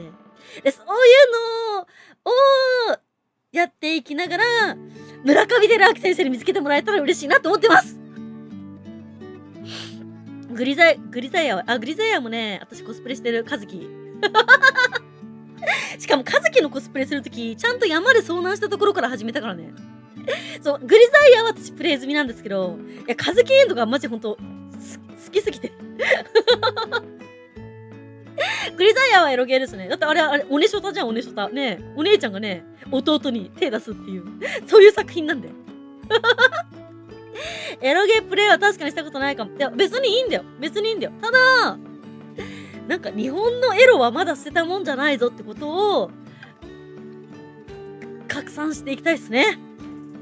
最近のね、ちょっとなんか、エロアニメとかエロゲーはね、ちょっとぬるい気がするんだ。いろいろね、コンプラ的なあれでね、厳しくなってるからっていうのもあるかもしれないけど、私は、やっぱり、好きなものは好きとちゃんと胸を張って言い続けたいですね。うん。好きなものは好きと胸を張って言い続けたいし、あと一生現役でいたいと思ってる。待って、ピオ姫は、あまりじゃなくて、カズキなの？いや、私はカズキだよ。カズキ推しだよ。ちゃんとカズキが、遭難して、写真集作った時も、カズキが遭難して、山から走って逃げるところからちゃんと写真始まってるから。そう、私は基本的にめちゃめちゃストーリー大事にして作品作るから、そうだよ。で、しかもグリザイアの衣装も確か手作りしたんだよ、あれ。そうで、しかもなんかキャラクターが、私が好きになるキャラクターって爆乳じゃないキャラクターが結構多くて、そう、カンコレでいうところのさ、島風っているじゃん。カンコレの島風。あれ、島風で合ってるよね。あれ、間違えたっけ？言い方間違えた？基本的にコスプレ衣装は全部手作りです。そう、私の体に合うのがないから、全部手作り。あれ？島風で合ってるよね。別に歌枠じゃなくてもいいじゃん。ヒュニーは魅力的。そう、魅力的だって思ってくれてるかもしれないけど、でも明日は違うかもしれないじゃん。そう、だからなんだろう、私ずっと不安で、配信しててもすごいずっと不安なの。いつ嫌われるんじゃないか。明日はこの人配信に来てくれないんじゃないかって。すごい不安なんで、私めちゃめちゃ不安でいつも配信してんの。だから、待機のコメントがめっちゃあったりとかするとすごく嬉しいみたいな。そう、島風も、あの子ぺったんこじゃん。でも私が島風やるとマジもう爆発的な破壊力なんだよね。なんだろう、だから、なんていうのかな。あの時はね、ちゃんとあれが好きだったからやってたんだけど、そのキャラが好きで、その作品が好きで、そのストーリーとか、歴史とかも全部大好きで、そのキャラをやるっていうタイプだからこそ、私、語れる何かがあるんじゃないかと思って。で、それで話が戻るんだけど、私、もう今でもすごい不安なの。ね、今はすごい好きって言ってくれて、ガチ恋ですって言ってても、明日は来ないんじゃないか、いつになったらいつか飽きられるんじゃないかってすごい不安なの。で、なんでこんなに不安なのかなって思ったら、やっぱり私は、私ができる最大限の、自己プロデュースができてないからなんだよ。今まで私クリエイター活動してて、自分が作品作ってて不安になることなんてコミケの前日しかなかったの。コミケの前日は誰も買いに来てくれないんじゃないかっていう夢を毎回見てたの。でもそれ以外の時は基本的に私が作ってるものが誰よりも最強だし、誰よりも体を張ってる自信があるから、これを買わないんだったらお前は見る目ないぐらいなスタンスでいたから。だけど今のこの VTuber の活動って私未知すぎて分からなすぎて、だからみんなに尽くすっていうことでしか自分をアピールできなかったの。だからみんなに尽くすってさ、結局なんだろう、私がすごい 100% めっちゃ尽くしてても相手にとってはいや別にいいしみたいに思われたら終わりじゃん。私がどんなに君たちのこと愛してて大好きで病院で入院するって言ったらお見舞いに行くぐらいほんと大好きなんだよって言ってても、君たちに飽きられたら終わりなんだよ。だから怖いんだなと思った。唯一無二がないから。そうで、私の唯一無二って言うと、やっぱり今までやってきたことの積み重ねだから、今自分にできる 100% だと思うんだよね。で、そうなった時に、そういう配信だったり、その自分の好きなキャラクターだったりをちゃんと 100% 再現して、配信できるっていうのが、2次元と3次元の橋渡しじゃないけど、っていうことが私にできる最強なんじゃないかなと思った。有名コスプレイヤーさんとかっても特に最近の人たちはそうなんだけど、アイドル売りしてるからキャラクターあんまり知らないとか、特になんか雑誌の表紙とか載ってる人とかは特にそうなんですよ。もう全く着ただけさん、メイクとかも毎回変えないし、でも私とかはもうメイクも全部変えるし、なんだったら全然眉毛も全部剃るしそう、逆に自分の肉体で偽物のおっぱいじゃなくてね、自分のこのおっぱいで表現できないことは逆にしないし、そう、嘘が嫌いだから、だから自分でできる 100% ぶつけてきたから、今まである程度すごい自信がある人生だったんだよ。だけど、そういうことばっかしてたから、結局男の人とお付き合いしたりとかしたことないしみたいなね。だからなんかそういう弊害もあったんですけど、でもなんだろう、やっぱり私は私にはこれがあるっていう一本槍が配信上でないから、だから不安なんだなって昨日思ったんだよね。そう。だからまだすごく先になるかもしれないけど、私がコスプレするみたいなっていうことをね、いろいろこう浸透させて 2.5 次元の私も好きになってもらって、でその間に私の人間性とかもみんなに分かってもらって、でそこから本当の私第2章がね、多分スタートするんじゃないかなって思って、今はね漠然とあった不安がだいぶなくなった。うん。そう。まあ、個人だからできることだしね。そう。まあ、個人じゃなきゃできないことだし。それがいいか悪いかわからない。いいか悪いかわかんないけど、でも私はやっぱり自分の好きなもの、にわかはやりたくないんだよ。ガンプラとかさ、キャラクターとかわかんないし、作品好きじゃないのに、まあ、ただおっぱいが大きい女の子がガンプラやってれば売れるみたいなさ、売れるとかバズるみたいな。なんかそういう中途半端はしたくないんだよね。だって、それって嘘つきじゃん。作品に対して失礼でしょ。それは作品レイプと同じだから。だから私は、なんかやっぱり私を貫くもん、やっぱコンテンツを担ってないから不安なんだなって分かったから、やっていきたいと思いますね。まあちょっとここだけもうこれ以上ね、この話、なんかもうこれ以上この話しても、まだ現実味がないから、とりあえず、まあこんなとこにしとくけど、まあちょっとそういう、自分のね、一つの方向性が見つかったということで、なんだろう。怖くなくなった。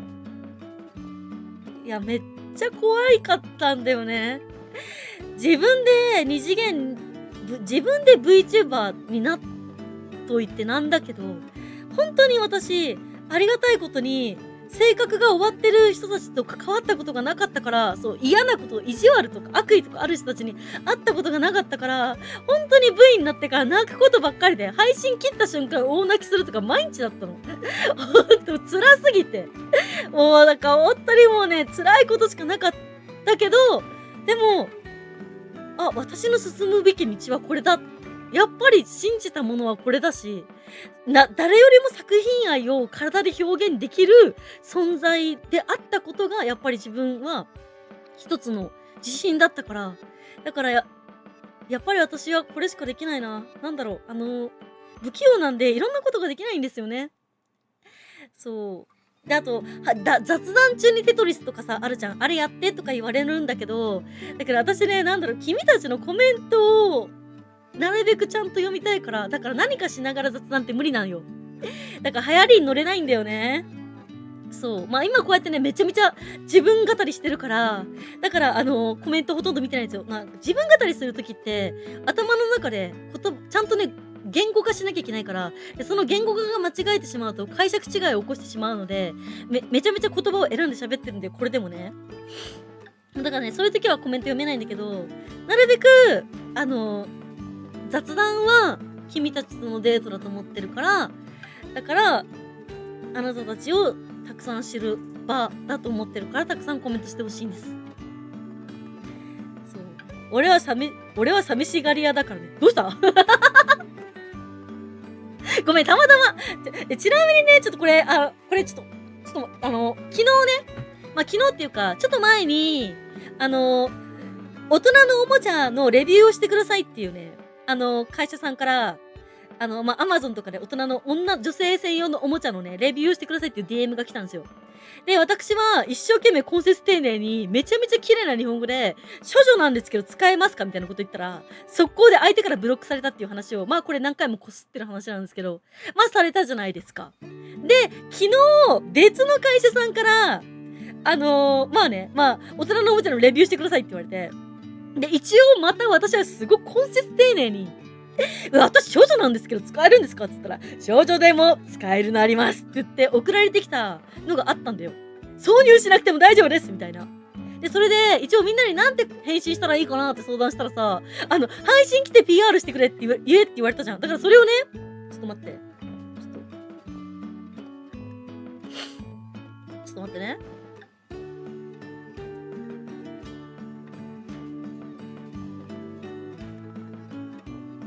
ちょっと待って、読むね。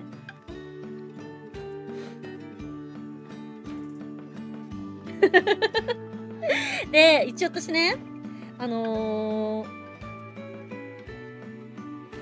連絡いただきありがとうございます。こちらのご提案で、大変恐縮ですが、よろしければ、私の配信に来ていただいて、ぜひ商品を PR していただければと思います。いかがでしょうかみたいなの送ったの。そしたら、こちらでよろしくお願いします。これは使用の流れでございます。まあ、てめえで使っててめえでレビューしろって言われたの。てめえで使っててめえでレビューしてくれみたいなこと言われたんですよ。で、なので、昨日、配信にて、こちらの案件のお話をさせていただきましたところ、まあ、企業名は企業様のお名前は出ておりませんっつって、男性の、リスナー様も、そちらの、こういうおもちゃに対して、ご興味のね、ある方がすごく多かったため、このようなご提案をさせていただきましたが、改めて、いかがでしょうかみたいなことを送ったの。そしたら、でも、ピオニーさん、生配信の時は、私は退勤時間です。また、私は日本語が少し苦手です。もし、弊社の商品、情報をまとめて PDF で書いて、ピオニーさんは PDF によって弊社の商品を紹介して、これでどうですかって日本人じゃなかった退勤時間だから配信これねって悲しいなぁ悲しいなぁ日本人じゃなかった日本人じゃなかったね。日本人じゃねえのかよで、ね、なんか、でも私、大人のおもちゃとか使う、なんかね、私、本当にこれ、結構共通して言えることだと思うんだけど、クリエイターさんとか物を作る人たちって、そこに結構、欲望をぶつけてるから、性欲っていうものが湧かないんですよ。だからよくさ、もうピオニーちゃんは一人で最後にいつしたのみたいなさ、そういう下世話な話してくるやついんじゃん。もっとオブラートに面白おかしくさ、下ネタを言ってくれればこっちもさ、全然答えるのにさ、すごいセンスのないさ、なんかざれ言を垂らしてくるやついるじゃん。だからなんか私ね、本当にね、一人でそういうことをしたことがなくて、相手がなんかそんな感じだったら、なんかそんな話はしたりはするけど、でも基本的に、申し訳ないけど、一人で使う予定はないから、だからちょっとこの後の返信どうしようかなと思ってる。日本語は難しい、わかる。そう、プライベートで見てくれればいいのにね。ほんとだよ。悲しいですね。営業失格だな。時間外でも営業しろ。日本人じゃないから無理か。そう、それな。私がもし大人のおもちゃ会社に入って、めちゃめちゃ情熱を持って大人のおもちゃを使ってたら、こんな話が来たら速攻飛びつくけどね。だってタダで PR してるんで。しかもリスナーさんももしかしたら買ってくれるかもしんないっていう。ねえ。いやもうこんなね、機会はね、逃すようじゃ、クリエイター失格ですから、そう、返信する余地はないと思って無視してる。いやーでも、なんかね、日本人だったら営業外でも来たでしょうね。いやー、本当に案件待ってます。私の配信で、私とコラボして、案件してください。案件っていうか、そういうね、PR したい方、待ってますんでよろしくお願いします。いや、私は基本的に情熱を持ってる人、片手までやってる人には対しては厳しいけど、情熱を持ってる人に対しては、どんな情熱であっても、それは、リスペクトするべきだと思ってるんだよね。そう。だから、それがね、たまたま大人のおもちゃだったとしたら、それはね、もう、ちゃんとリスペクトしなきゃいけないですよ。そうですよ。そう。社畜精神持ってるぞ。まだ海外営業に来るから。でもね、なんだろう、まあ、ご縁っていうのは、本当に、奇跡なんで、どういうことであってもね、なんだろう、つかめるまあこれね、結構有名な人がよく喋ってて、いや、私はマジでほんと小学校の時からこれ使ってたから、多分私が歴代で言うところの一番初めに言い出した話だと思うんだけど、これね、ちょっと他でも最近でもね、結構有名なね、イケメンとかがテレビとかで言ってるけど、これ多分私の受け入れだと思ってるんだけど、チャンスの神様は前髪しかないんだよ。そう、一瞬でもやることを、なんか、躊躇したら、後ろはずるっぱげだから、もうチャンスの神様つかめないんだよね。だから、自分が面白い、いけるかもと思ったことは、失敗したとしても絶対に飛び込んどいた方がいいと思ってて。で、それで自分のその欲求のままに生きたら、こんな人間になっちゃったっていう。チャンスの神様掴みすぎたら、無駄に人脈だけはめちゃめちゃ多いけど、でも人間としては、生存本能、子供を残すとか、男の人とお付き合いするとか、そういうときめきからは遠のいてしまいましたけど、っていうか、一回も体験してないですけど、こういうぶっ飛んだ M カップになったっていう。ちょっともう一回体見せとこうか。ちょっとね。ちゃんと細いからね、私。なんかすごいデブデブデブデブみたいな感じでたまに言ってくる人いるけど、マジ配信濃いし。